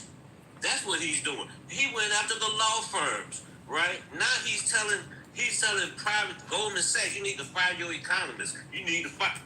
What the hell is going on? That's what I like to know. He's a boss. He's a boss. He is Don Corleone Trump. That's what he is. The mango maniac is going mad. But did he not say if you elect him, you're going to get tired of winning? Is he not doing that? But are we really winning? I mean, because the rest of the world is laughing at us. The Congress has been neutered. Okay, so you got what? You got 225 Republicans that's either been neutered, they're eunuchs, or they've been spayed because they don't have any backbone and no balls. Damn. So I mean, nobody's saying anything. You got the Supreme Court that's rolling over, and you know they tried to help him out, but in the meantime, they just gave Obama immunity too for everything with all this nonsense. I don't feel confident about that. I think if Trump went up against Obama for treason or something like that, I don't think the Supreme Court could be dependent on to say that Obama had immunity. I think they would suddenly narrow down their definition of immunity, and it would not include what Obama's charged with. I agree, 100%. I agree. But I mean, this is the stuff that this is what he has done to our country. And it's only been 8 months. Yeah. The USA reality TV show is in full effect, and we get a different script every day. If I'm lying, I'm flying. So before I let you go, let me ask you this: what are you predicting him? He got, a little bit less than 3.5 years to go. How do you picture America in January 2029? If we don't, if they keep control of the House and the Senate, we're gonna be in bad shape. You gotta think about it, bro. Somewhere along the line, just with the business cycle alone, we're due for a recession. Just in the general business cycle. Now, if you accelerate that, if you add accelerant to that, i.e. tariffs, right? So if you add that to it, where you got inflation going on. So you think Trump's gonna fuck up the economy? I think it's headed that way. And imagine, one more thing before I go. Ford just opened a big battery plant in Michigan, right? Okay, I heard about it. Yeah. It's like 21 football fields. You know what? They slammed Biden for 4 years about everything, right? Okay. But none of them talk about all the factories and stuff, the high tech factories that came into the country are being built as a result of the CHIPS Act. And you know what else is going on, bro? We are getting our proverbial ass kicked in all the renewable energy. This clown canceled the what is it? God damn it, I can't think of the name of it now. They put on top of the houses. Solar panels. Okay, he canceled that. We're behind on the EVs. The largest EV manufacturer in the world right now is Chinese. Yeah, we lost Elon. That didn't help. They were kicking Elon's ass anyway. Yeah. Well, Trump has never been a fan of alternative energy. I think that's been everything from windmills causing cancer. He has never been a fan. I mean, he said a whole lot of negative shit about e-vehicles until Elon gave him $350 million. And then when Elon was gone, he went right back to not liking e-vehicles. So he's never been a fan of alternative energy. I don't think I've ever heard him say anything about that. He likes coal. He likes coal and big oil. And you know how everybody always talk about, every time Kamala Harris said anything, it was just word salad. Have you ever heard Trump talk about windmills? They cause cancer. They cause cancer and kill birds. They cause cancer and kill birds. I got to move it on, Trevor. I get the last word. What are you saying? No, I was just saying that, take it to the guys up north where they got laid off that work on the windmills. He is incoherent bullshit is what he utters all the time, and they don't call him on it. Kamala Harris should have sued his ass. They should have sued Fox because Fox did the same thing to his interview that CBS did to the 60 Minutes interview. Only what they did for Trump was even worse because his answer was like 7 minutes long, and they edited it down to whatever it came down to. I definitely agree with that. I'll speak on that in a minute. But Travelman, thanks for coming through. Appreciate it. Bro. Take care. Yeah. And I agree with him 100%. If Trump can sue outlets for lying on him, I think just about every liberal in existence could probably sue Fox. Fox has told. I watch a lot of Fox. I've been watching Fox 20 some odd years. Fox News has lied on it. Just about every liberal in existence. So if Trump can sue CBS for that. Yeah, I agree with him. Kamala Harris, Nancy Pelosi, they slowed down the Nancy Pelosi interview to make it sound like she was drunk. I mean, they've done a lot of that stuff. So I think that nobody expected a president to sue a media outlet for being criticized or even ridiculed or whatever. Trump has always been one to push the envelope and do things that are unprecedented. before Trump, the rest of it. I mean, because keep in mind, they were saying that Obama was born in Kenya too. They were all part of that. In fact, Trump as a citizen was leading the charge on that. I know Hillary Clinton started the birther movement, but Trump took it to a whole new fucking level. So yeah, if politicians were able to sue media outlets, there would be suing going all over the damn place. I think the rest of the politicians did not want to do what Trump did because they've realized how much it would tear down the fabric of media and everything. Trump doesn't give a fuck. But in reality, he's kind of opened up the door. Everybody should start suing each other because left-wing networks say shit that's not true about right-wing politicians, and right-wing networks say stuff that's not true about left-wing politicians. They all do it. I don't know what, Trump is not anything special on that. And by the way, what makes Trump so unique is he does it too. He does it actually himself. He has millions of followers on his own social media platform. So Trump goes on the media regularly and says all kinds of stuff that's not true. So I don't know how, other than people just bow down for Trump, that he gets to win a lawsuit for doing something that everybody else, including himself, does all the time. Trump has said a whole lot of negative things and stuff that was not correct about people in the media, up to and including them people eating cats and dogs. That stuff ain't true. I mean, he said all kinds of things about different groups and stuff like that. Based on what he did, he should be suit candidate. He should be a suit candidate. And he said a lot of it before he was president. So he couldn't even pull the immunity thing. A lot of stuff he said as a citizen, as a businessman. Anyway, looking in the comments, are you going to the grand opening of a $200 million ballroom? I wouldn't be invited to that. I would absolutely go to Trump's opening of the ballroom if they invited me to that. I believe they're sending out, because I'm on Trump's text list, 80810 and 80822. I get texts from the Trump campaign all the time. I believe that what they'll end up doing is telling you, would you like to come to the ballroom? You know, click on this link, donate money, we'll enter you in a raffle. You have no chance of winning that. You have no chance of, because, okay, when you click on Trump's links and you get the opportunity to, and the liberals do the same thing. When you click on the links and you get the opportunity to donate, starts out with like $2 or $5 and it counts on up $1,000, or you can donate even more than that. Nobody that's donating $25 is going to win a trip to see his ballroom. That's just not going to happen. It's going to be all them big donors who are literally going to pay their way to the invite. So you have no chance as an average citizen of going to the grand opening of that ballroom. It's just not going to happen. Not unless you're somebody like, what is the guy, Joe, that went to all Trump's rallies? He's been to, 100 rallies. Somebody like that, maybe. But the average person, you're not going to that. You're not going to get there.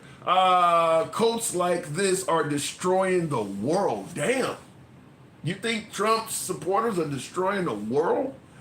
Because he never had the power to affect the system, also known as racism, a systemic tool. What are you guys talking about? Get rid of Trump, says Mark. I don't think that's going to happen. I think Trump is going to finish his term and ride off into the sunset as a very, very wealthy man. Trump is the government. And the government suing media and civilians for using their perfected free speech is fascism. Yikes. Yikes. All right, we'll continue on. Tap the screen. Get the likes on up. You know how the program is ran. We don't block, ban, or censor anyone. You don't have to agree with the host or anybody on this program. You can be critical of the host or anybody on this program. That's how free speech and zero censorship works. If you enjoy that, feel free to follow the program if you're watching on TikTok or Instagram. Give your guy a subscription if you happen to be watching on YouTube, and smash that like button. Get the likes up by the way to 90,000. We might get 100 if some of you folks let your thumbs not be lazy. Trisham, am I pronouncing that right? Good evening, welcome to the program. God hate hypocrisy, remember that. I think everything about Christianity is full of hypocrisy. I don't know where it ends, I really don't.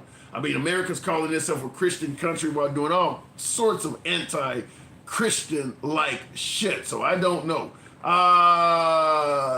Trisham, good evening. What's up? Can you hear me okay? Loud and clear, sir. Loud and clear. So what brings you on? What am I getting wrong? Yeah, no, I guess I just want to explain, maybe with the situation, we'll take an example, like going back to the tariffs, right? And so you've got, in January, every economist and every expert giving all these warning signs about tariffs and stuff. And then now it's like 8 months later, and everybody's like, where's the inflation, blah, blah, blah.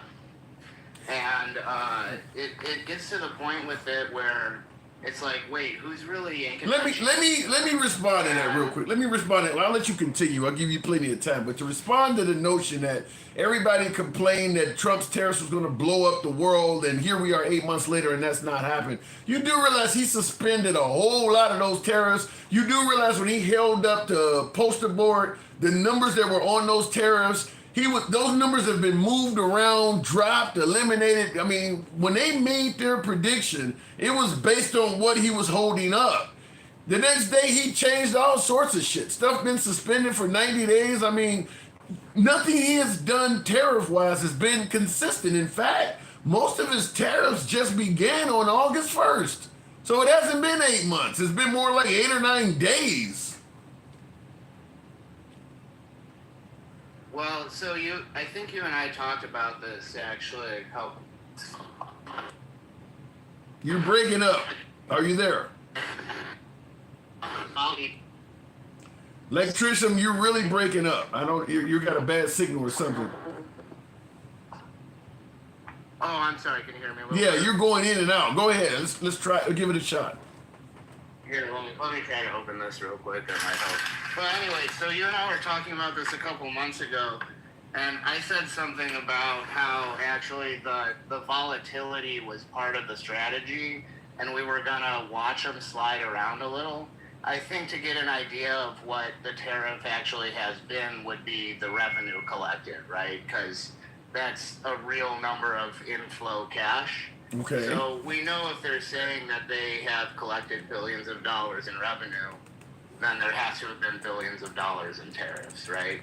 Well, but I think the problem is a lot of folks do not know if you can believe what Trump is saying. Remember they said they saved billions of dollars through the federal government when Elon was firing everybody through Doge, and it came out that a lot of Elon numbers that were being released were not factual. So if you're only getting the information of how much money is being saved coming from the Trump administration, like you see what happened with the job numbers, where he fired the person and now he's put in a friendly. I think the problem is people don't feel confident they can trust the numbers coming from the administration. Yeah, I think the Elon thing is weird because he was just kind of firing off tweets himself. As far as the job revisions numbers, I mean, it's big, but I mean, dude, come on, think of every presidency. Like, there's always once or twice every presidency, they're like, oh, they had a massive jobs number revision and so on and so forth. I mean... Well, but do you know any other president that literally came to power firing people as much as Trump has? Well, that's the other thing is, like, a lot of people aren't against that. A lot of people think the government is way too large. Okay. Let me throw a couple numbers at you real quick to think about it. Okay, before you do, I get that people are okay with what Trump did. I'm just simply saying, why would you expect somebody who's been firing everybody to not have really bad job numbers? He hasn't created any jobs yet. I guess what I'm saying is that, like, I don't know which number to trust, and B, I don't even know if an accurate jobs numbers report is, like, very meaningful because of what you said. They're letting so many federal employees go. And if I'm a fan of that, well, then wouldn't I want to know what the jobs numbers are less the federal firings? Well, let's just say it like this. If Trump's going to get out there and say his job numbers were rigged, shouldn't he have to at least prove that? I mean, you said this woman rigged your job numbers. You fired her. I mean, she probably should be brought up on She probably should be brought up on charges if she deliberately rigged the numbers. But shouldn't he have to prove? I mean, you can't just blindly say it's rigged without proving how it was rigged or anything. I mean, that's kind of what he's done so far. I'm of the mind that every jobs report you and I have ever seen is at least a little bit rigged. Right? I mean, let's be real. I don't know. I can't speak on it. I've never heard a president. He's the only president I've ever heard, even the presidents with really bad numbers, he's the only one I've ever heard come out and fire somebody and say it was rigged and then not prove it. I can tell you the reason for the discrepancy, which is that companies are reporting a lot slower to the surveys than they used to. So I don't know what exactly that means, but it's like there are mechanical reasons for why that number would change.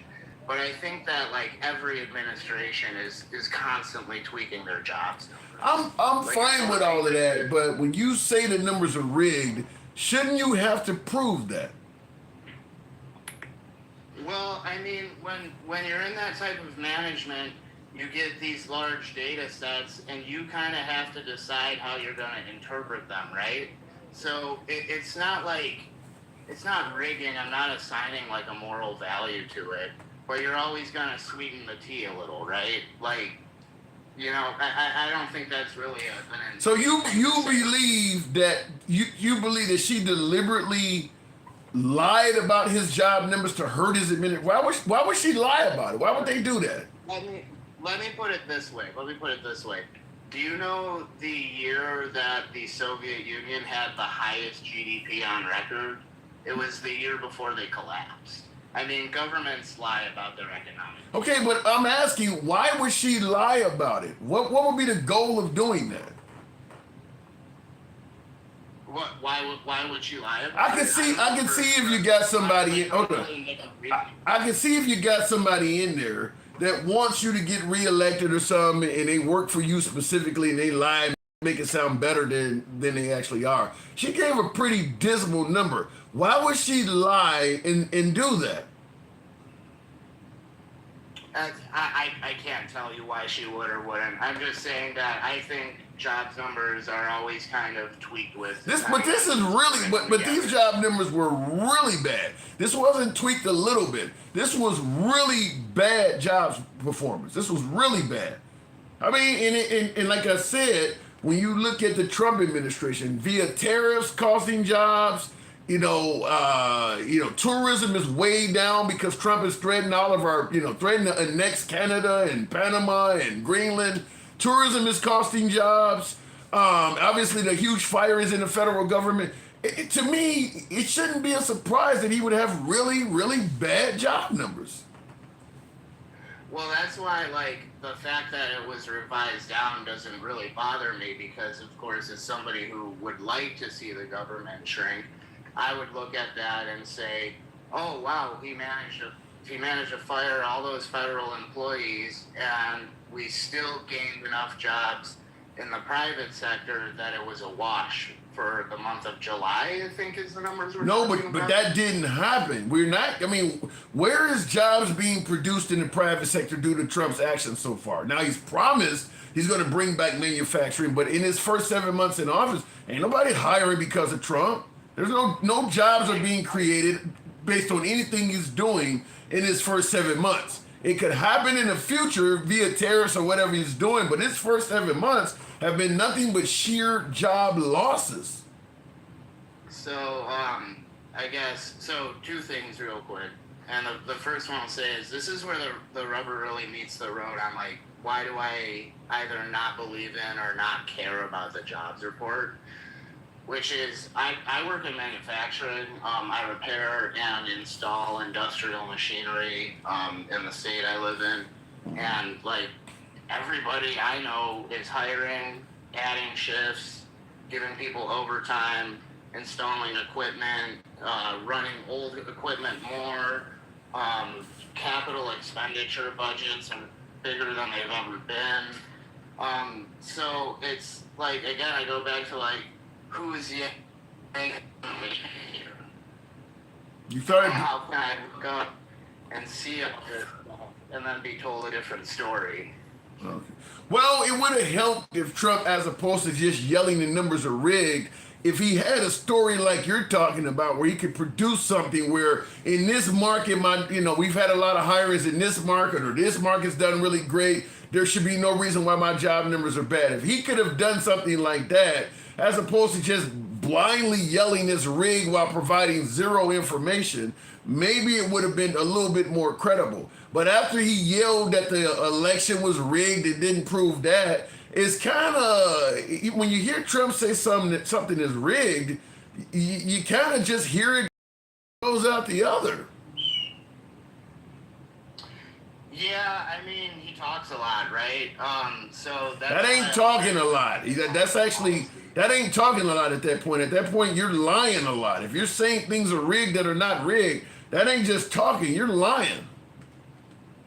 Well, I think he's taking something that's a small truth, which is that these numbers get tweaked and fucked with depending on who's in charge of them.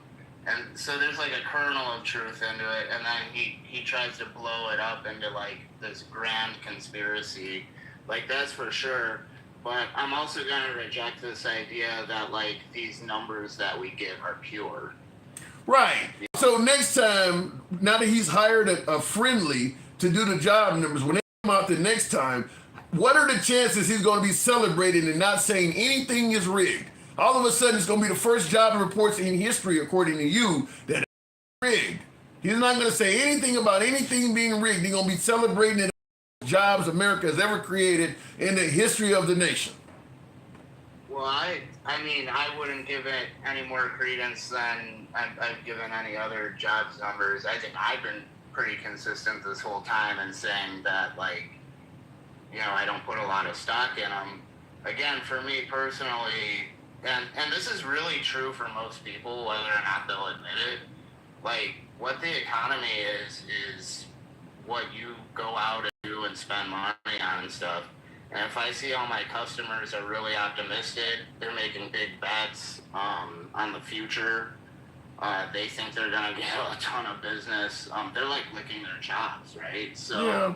But you gotta be, you gotta be able to. That's what I'm gonna base it on. Yeah, but you gotta be able to trust the president. I mean, are we getting to the point where we just are starting to say we know he lies about things every now and then, or as you say, he talks big, and we just get to the point where we just normalize him lying? Is that really that different from any other president we've ever had? Wasn't he supposed to be not the typical politician that was going to drain the swamp? All of a sudden, every time he does something wrong, we're now comparing him to everybody else. He sounds pretty typical at this point, don't he? So he's normal then. So he's not extreme, and it's not an unusual occurrence, and we shouldn't be that worried about Trump because he's typical? No, he campaigned on not being a typical politician. So that's a downgrade. Oh, I see. But so for you to disqualify that, you're saying he's typical, right? No, so I'm saying that. To be worried about. I'm saying that he was going to get in there and drain the swamp and not be a politician. Yet every time he does something wrong, the defense, Obama did the same thing, or Biden did this. You were supposed to be better than these people. You weren't supposed to get in there and keep making the same errors. You thought they were all. Now all of a sudden you're fucking up and you keep saying what he did and he did it. How does that look? I think that I said towards the beginning of the conversation, I'm more interested in like policy than the fluff of politics. So for me, the policies are not typical. Well, if you're constantly saying Obama or Biden did, a lot of it must be. But because it's very common when Trump is criticized to say Obama or Biden was doing the same thing. So there must be a whole lot of typical policies in there somewhere. No, the thing. So, and here's where I can cut to like what people really like about Trump, right? So the thing is, like, these are things that have been pissing normal people off for a long time. Like what? Give me an example. We spend a lot of money other places. Blah blah blah. We get a raw deal in trade. Just these types of things. And so, like, for my entire political life, it's been presidential candidates that they say this and they say that, and then they get in office and everything's so hard and so built up and hard to cut through. Yeah, but that isn't we're he? not going to do anything. Hold up, one What's second. the difference? So we can't get through it, and then like you get this guy, and on day one he ends USAID, right? And then like day two he starts toying with these tariffs, and whether right or wrong, he tried to rebalance trade, right? So it's like he's a very active person, and that ultimately is what people like about him, is that he's kind of demolishing these things that we were told for a long time were immovable. Yeah, I think what is happening is you're giving him credit for the campaign promises that he lived up to, and you're ignoring the ones that he failed. Because you're saying that, you know, he's giving us stuff that we've always wanted that other people didn't. Well, people wanted the Epstein list. He ain't giving you that. I mean, he promised to end the war in 24 hours. He's not giving you that. But you're giving him credit for the promises he kept, and you're just, you know, you're ignoring the ones that he failed on. I mean, he made a lot of promises on things that he's not doing too. And obviously when you stated what he did, you didn't bring those up. So that's what I'm saying is that he just sounds like a typical person to me. Yeah, I mean, like you can take him that way if you want. I do think if he's not a consequential president, then he's living in a consequential time, anyways. So, I'm not sure what else to say about it at this point, other than like I keep getting this experience basically where people on the left, like not you specifically, but people on the left and commentators and stuff will like dump all these expert opinions and stuff, and then we find out they're wrong over time. And so then I, as a reasonable person, have to sit here and say, okay, but like they're right. Yeah. So where do I go from there? And I mean, look at like, so I'm in Illinois, so like the Chicago city schools are like almost $1 billion in debt right now. And they're talking about opening school aid and stuff like that. And then, you know, come to find out that's about what they spent on migrants and stuff here. What if I wanted to be a liberal, what do I tell a conservative to make them not want to see Tom Homan go to Chicago when they find out Chicago public schools are short to almost the exact same number of what they spend on immigration? Look, I'm okay with getting illegal immigrants out of the country. I don't, you know, I think that Trump made a lot of big promises on getting out rapists and murderers, and then he went off left field and did some other shit. But you know, Tom Homan has been given a job. I'm not totally adverse to doing what he's doing. I just don't like the fact when it comes to getting rid of illegal immigrants, they're treating them like commit crime, must be punished. They're not showing empathy. They're not. I mean, because any crime that you or I commit, judges weigh all sorts of things before they sentence us or punish us. They're not doing any of that with these people. If you came in the country illegally, you must go. I don't care if it's 50 years ago and you've been a model citizen since. I don't give a damn. Must go. Nobody else gets treated that way. So I do believe that the way they're doing it, but you do raise a good argument in terms of money going to illegal immigrants. But I will say what I've said before. If at the end of the day, you stop sending money to all these other sources and you don't help the American people out, then what good does it do? If you're going to cut USAID or stop sending money to the Ukraine, but you're also going to cut SNAP, free lunches in school, then what good is it doing? You're hurting me too. That ain't America first. Well, okay, let me ask you this, or let me present you with some numbers rather. So during the Civil War, the government spending of GDP was 4%. So it took 4% of GDP to win the Civil War. Lord Byron charged his serfs about 33%. Okay? Our government today spends 35% of GDP. Our tax rate is a feudal rate. It's insane. They have to cut money wherever they can find it. It's not even about, like, you know, it's not about pocket change anymore. There's a huge fucking hole, and we're taxed higher than feudal serfs. My take on it is my take on it is this. The next, we have what 12 aircraft carriers, I think. The next largest nation, I think, is China. They have 2. I think Russia has one. I think France has one. Most countries don't have any. I think when you're talking about wasting money, the U.S. military represents the large. If you really are concerned with saving American taxpayers and Americans' money, that's where you should start. Not to mention, we are basically funding Israelis' war that they're in right now. I think they said like 70% of the cost of what they're doing is coming from the U.S. taxpayer. We're paying for 70% of that shit. It's not a loan. They don't have to pay it back. So they're dropping bombs all over the Middle East, and you and I are paying for that shit. But we're looking at some chick that had a second kid and saying, you don't deserve any more food stamps. To me, you want to save money, start with the Pentagon. And then I'd be okay with engaging in this conversation with you. But we have way more military might than we can justify. Way more. Well beyond...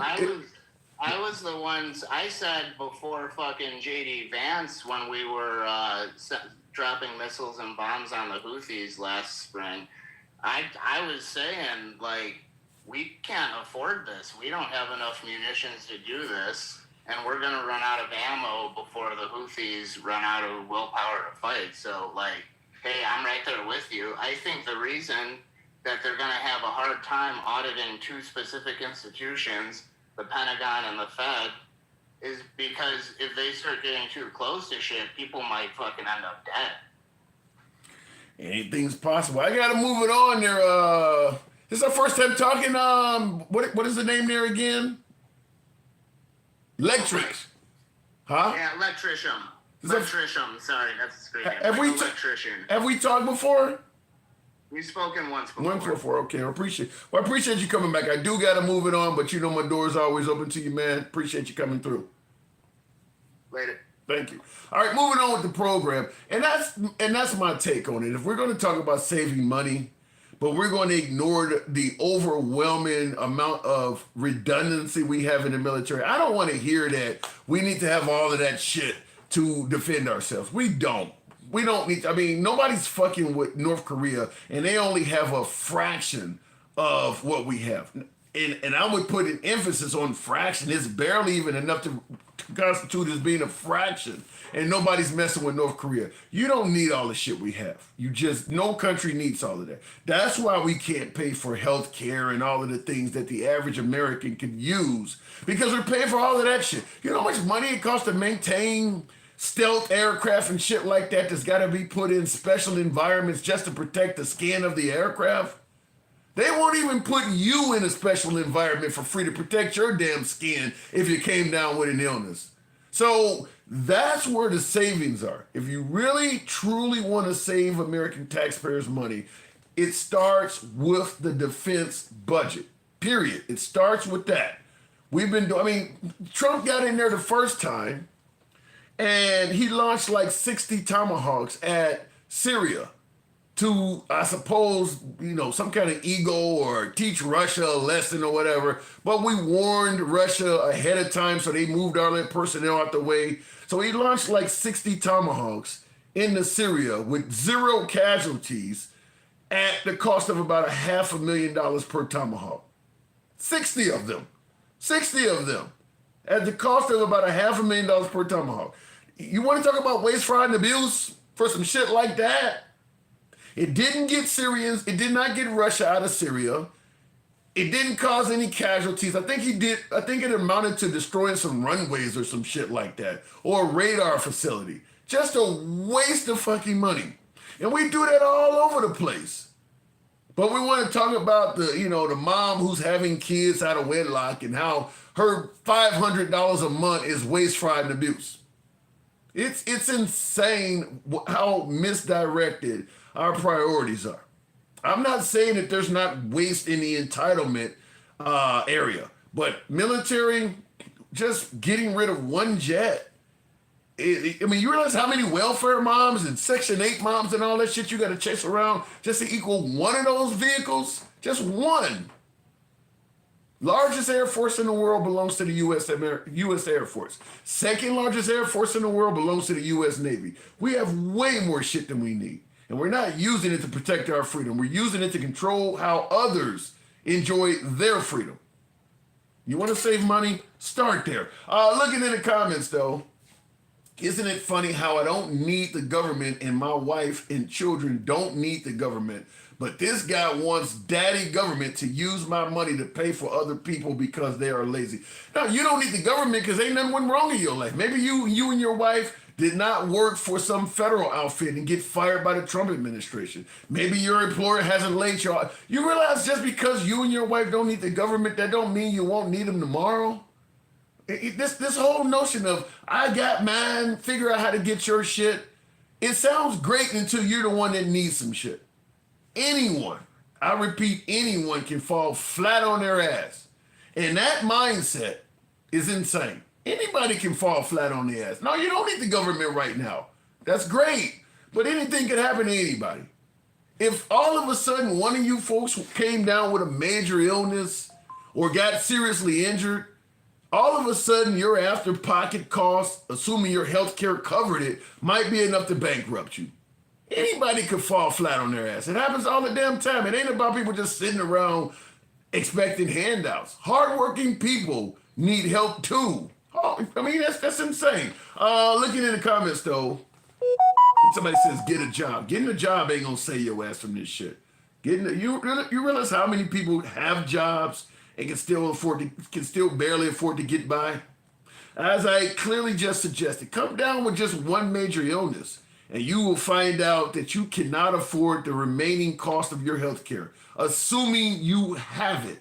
There are plenty of people, as you say, get a job, that are working every single week, putting in an honest 40 to 60 hours a week, and either have piss poor health care or none at all. One injury, and they don't have the money to pay for it. Even though, as you say, they've got a job. Having a job don't save you from this shit. Don't save you from this at all. How many folks have been hit by natural disasters and the insurance companies didn't cover it in places like Hawaii and down in Katrina and all them? I mean, how many people have went through this shit? Having a job don't save you. That doesn't give you ironclad insurance from this shit. Could happen to anybody. Stop reading the stupid comments and read the ones that are actually challenge your argument, not the crap. I just read your comment there, Kelly. Thank you for the input. I just read your comment. I understand people may need help, but how long does help last? Years and years and no progress on the person being helped is ever made. You know, and I hear your point. I will say this. This is why I always say that there are legitimate reasons to vote Republican and legitimate reasons to vote Democrat. I believe that if you are wealthy and you do not want to share, you don't want to be a force to share, you should vote Republican because of stuff like that. Like you said, the Republican Party tends to look at the downtrodden with suspicion. If you need help, how do I know you're not fraudulently just trying to get money and live off the system? You look at the downtrodden with suspicion. If I give her some food stamps, she'll just have another kid and keep getting them. You look at them with suspicion, just like the Democrats look at the rich with suspicion.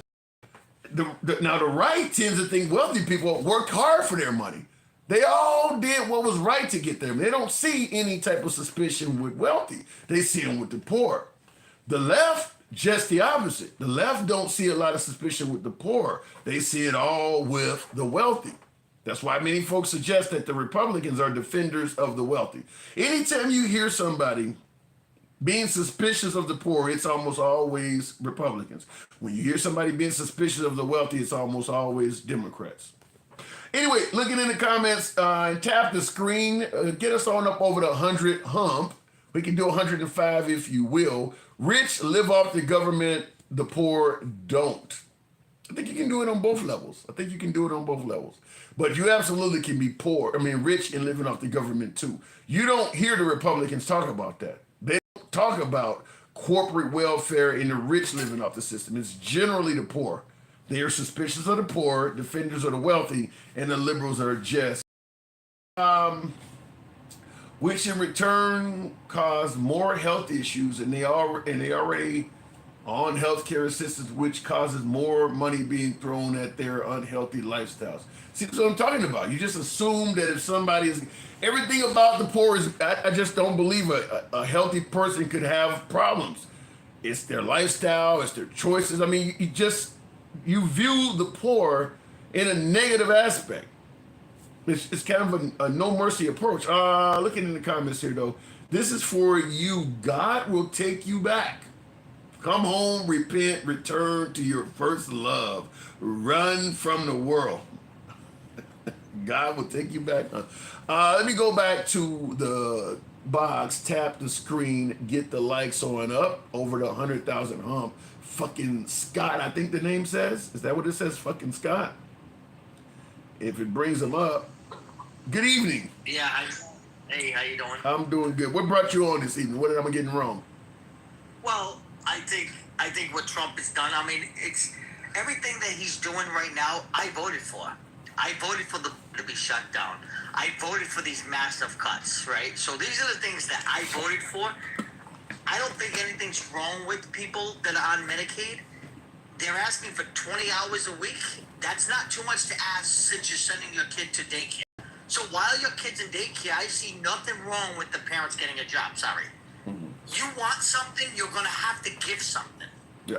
And my take on that is exactly what I stated earlier about, I think if you promote the extremes, people will agree with it. But then the end result is that's not what's going to happen. I think that if you get Medicaid and you're sitting around on your ass, you should have to put in 20 hours. It sounds very popular. I don't necessarily see any problem with that. But what is likely to happen is not what he's talking about. What's going to end up happening is people are going to get cut and being told, we think you can work. And now all of a sudden that person is trying to prove, no, I don't have legs or I'm disabled. And with all of the firings going on, there may be nobody to reach for weeks. You may have to end up fighting to prove that you truly are disabled or truly are unable to work with a system that has fired so many people. There may be nobody to contact. I think the end goal is cut people and maybe do whatever you can for some of them folks to just give up and things like that. I don't think the goal is to get people to work. I think the goal is to cut people from Medicare.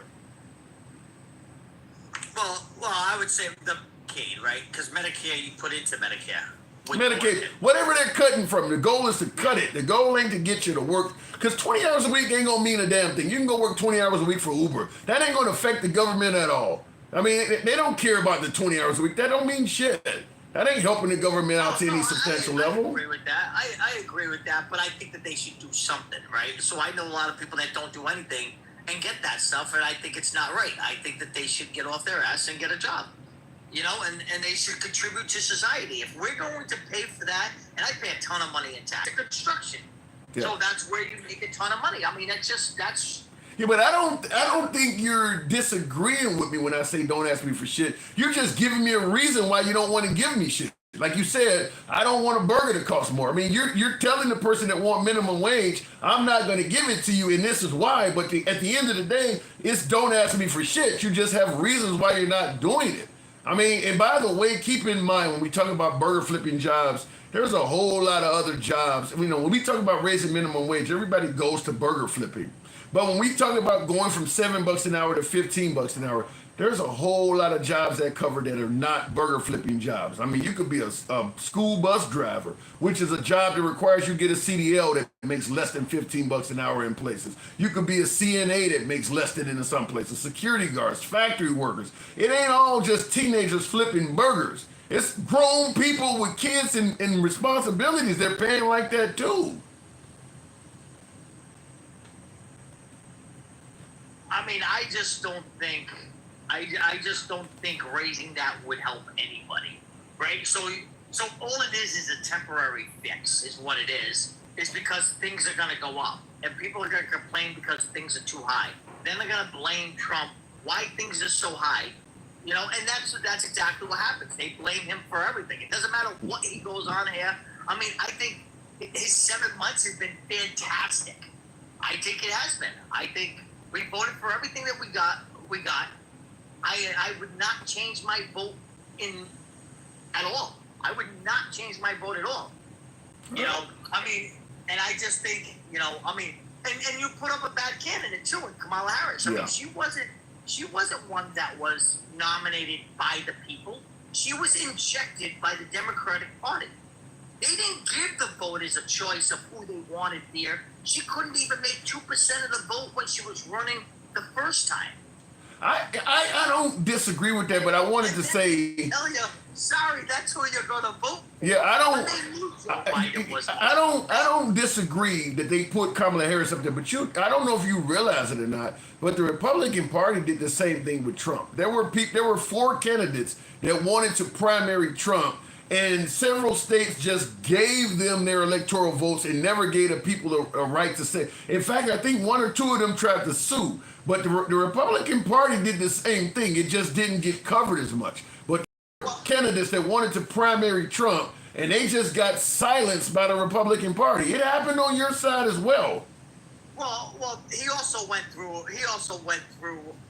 voting, right? So he went through a lot of states. So even if there was a couple states that might have not, he blew them right out of the water. It doesn't matter. They have a right to run against them. They actually. Oh, I agree with you, but I mean, some Republicans, you know, I mean, honestly, I was a little disappointed in a couple of Republicans that decided to run. Like DeSantis, I think it wasn't his time. I think. Yeah, but what I'm saying is, if you want to run against Trump, and the state of Kansas just simply says we're going to give our electoral votes to Trump, we're not even going to hold an election. That's what they did to these people. They didn't even give them a chance to have an opportunity to even campaign. They just said ahead of time, we're just going to give our electoral votes to Trump, and we're not going to let you run. That happened on your side. I don't remember that. I don't know what states did that, right? So I mean, all I know is he went through the process. He went through and had Nikki Haley, and I mean a lot of these other candidates like DeSantis. You know, I mean obviously they dropped out, but he crushed them. Like they got a chance to. Yeah, but they got a chance to run though. I'm talking about people who actually did not get a chance to run at all. Yeah, but were they on all 50 states? No, that's the thing. Were they going to be on all 50 states? I mean, if they weren't, Kansas was like, we're going to give them to Trump. If they're not on all 50 states, so they're not going to win anyways. They didn't even give them a chance to find that out, is what I'm saying. They just, I mean, even if they're not in the state yet, you can't just give. You don't supposed to just give your electoral college votes to Trump. You're basically blocking the people in your state from having any say-so at all. The state legislature is just making the decision. We for Trump. We don't give a damn what our citizens think.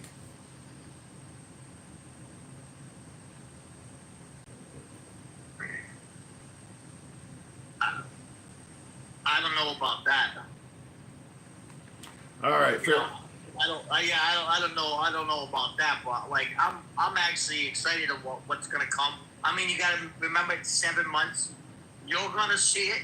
You're gonna actually put on that "Make America Great" hat while you're hosting these lives. Not with that listen. In the next year or so, you're gonna be like, you know what? That MF Scott is right, because he's gonna see the tax breaks. We're gonna get the money. We're gonna get some money, you know, where he's going to give it to the middle class people, you know. And I think, you know, and these tariffs, I'm okay with these tariffs because, you know, it's negotiation. He negotiated with the EU, so he's getting things done. He's getting foreign leaders to contact him about these deals. I gotta see it affect my life personally until I see that, because like you said, for you think he's doing a great job. There's no way I'm gonna say that because nothing in my life has changed significantly enough for me to say that. There's no area of my life since Trump got elected, the cost of groceries, anything, where I can jump up and say he's doing a great job. It hasn't affected me at all. So I can't give him that grade yet. And I'm not gonna give him high marks based on what he's saying. It has to be him doing something that affects me. Until I get there, I can't say that. I agree with that, and that's why I vote more conservatively. I think the conservatives take care of more people. I mean, I'm in the upper class. I'm not in the lower class, so I don't see the lower class. But it took me a while to get into the upper class. It's not like it happened overnight, right? So some of these people have to work hard and get that going. Well, if you're in the upper class and you don't want to be taxed or forced to share your money with the lower class, you kind of have a mentality of don't ask me for shit. You absolutely should be voting for Trump. So I agree with that. That makes sense that you're in upper class. I mean, we having a conversation.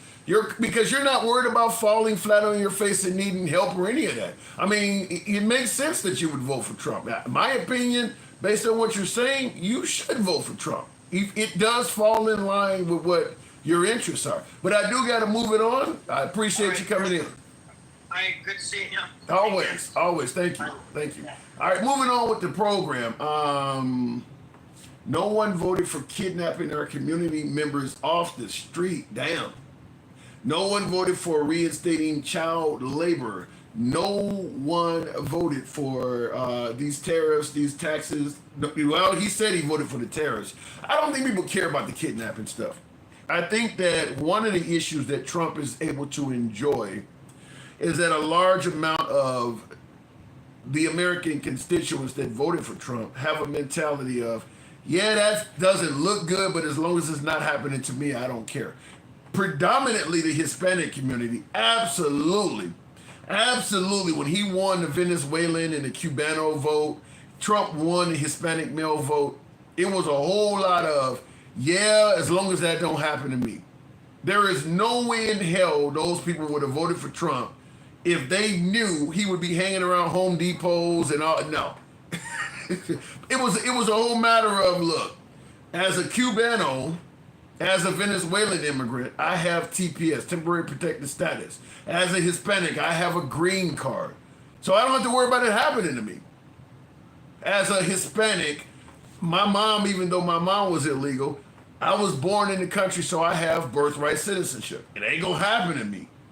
They voted for this on the guise that it was gonna happen to other people, not them. There's no way in hell they ever expected Trump to start taking away green cards, ending TPS. Now, the asylum claims, they kind of felt that might happen.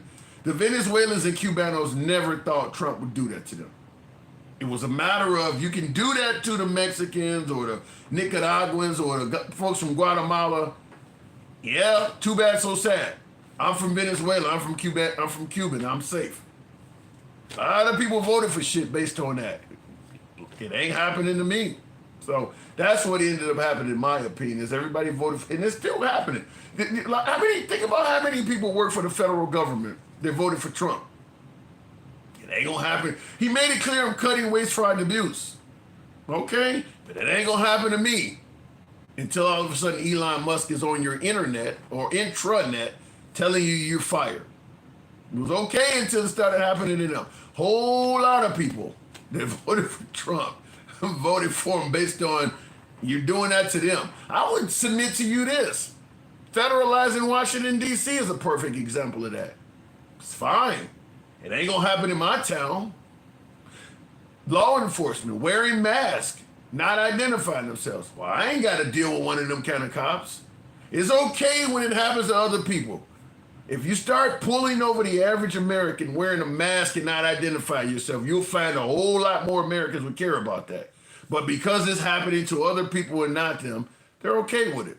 Same thing, like I said, with Washington, D.C. being federalized. You don't want military personnel and shit in your town, but I don't live in D.C., so it's cool.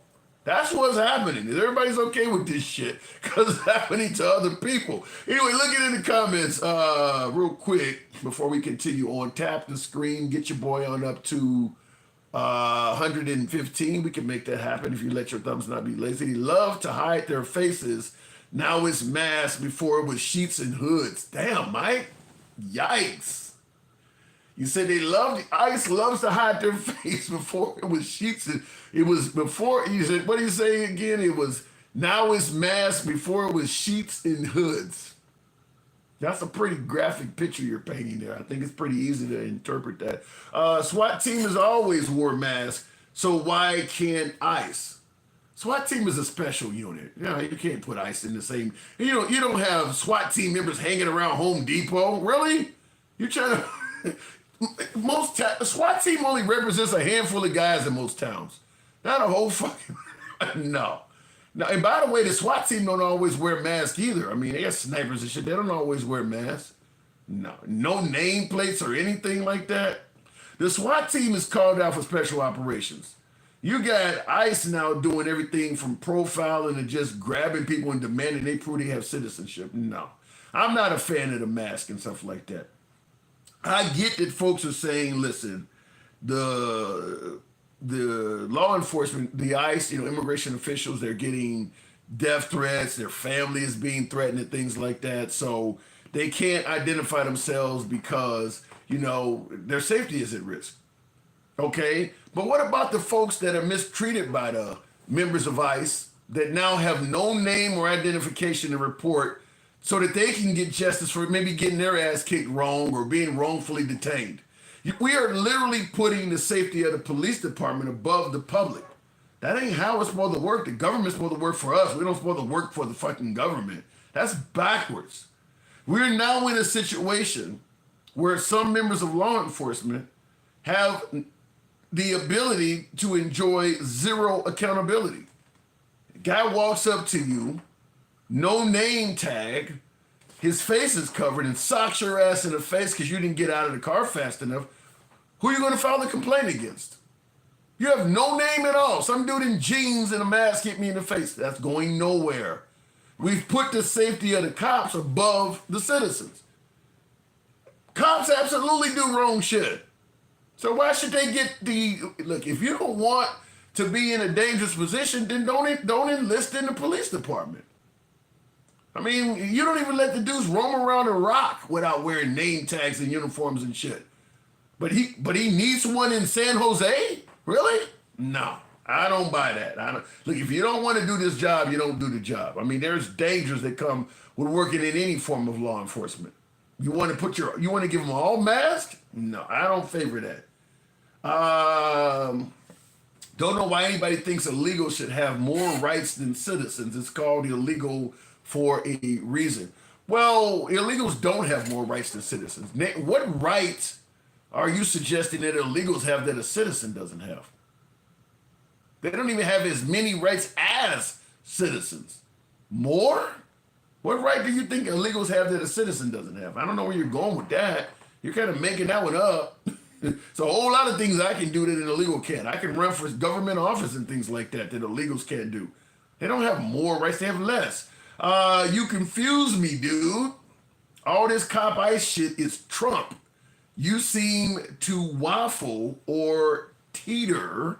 That is true. I do waffle and teeter because I don't think everything is good or bad on either side. That's why we have an uncensored program. There's good and bad on both sides, and I call it out. It is what it is. Taxpayers are footing that bill. I don't know what bill you're talking about. The only legal citizens are the indigenous and First Nations people. Well, legally, that's not true. Americans think they have more rights than other free countries. Well, Americans think they got more freedoms than other countries too, and that's flat out false. That's flat out false. If Donald Trump won a Nobel Peace Prize, it would mean nothing in the future. I hate to say it, but it would probably have an asterisk by it. It probably, well, let me just say it like this. It depends on what he does. Let's say he really does something significant. I mean, let's say he really does end a major war. Like, let's say he ends the Palestinian-Israeli conflict, and he actually does make a Palestinian state. Now, we know he's not going to do this likely, but let's say he actually did give the Palestinians their own homeland, and he made it into the Riviera of the Middle East or something like that. That would be something historic. Now, he's not going to do that, but, I mean, he still has 3 years plus. I mean, he could do something phenomenal. He could. You can't swear in the UK. You don't believe that, do you? You're telling me you can't swear in the United Kingdom? Nowhere in the United Kingdom can you say a curse word? I don't believe that. There's no way in hell I believe that.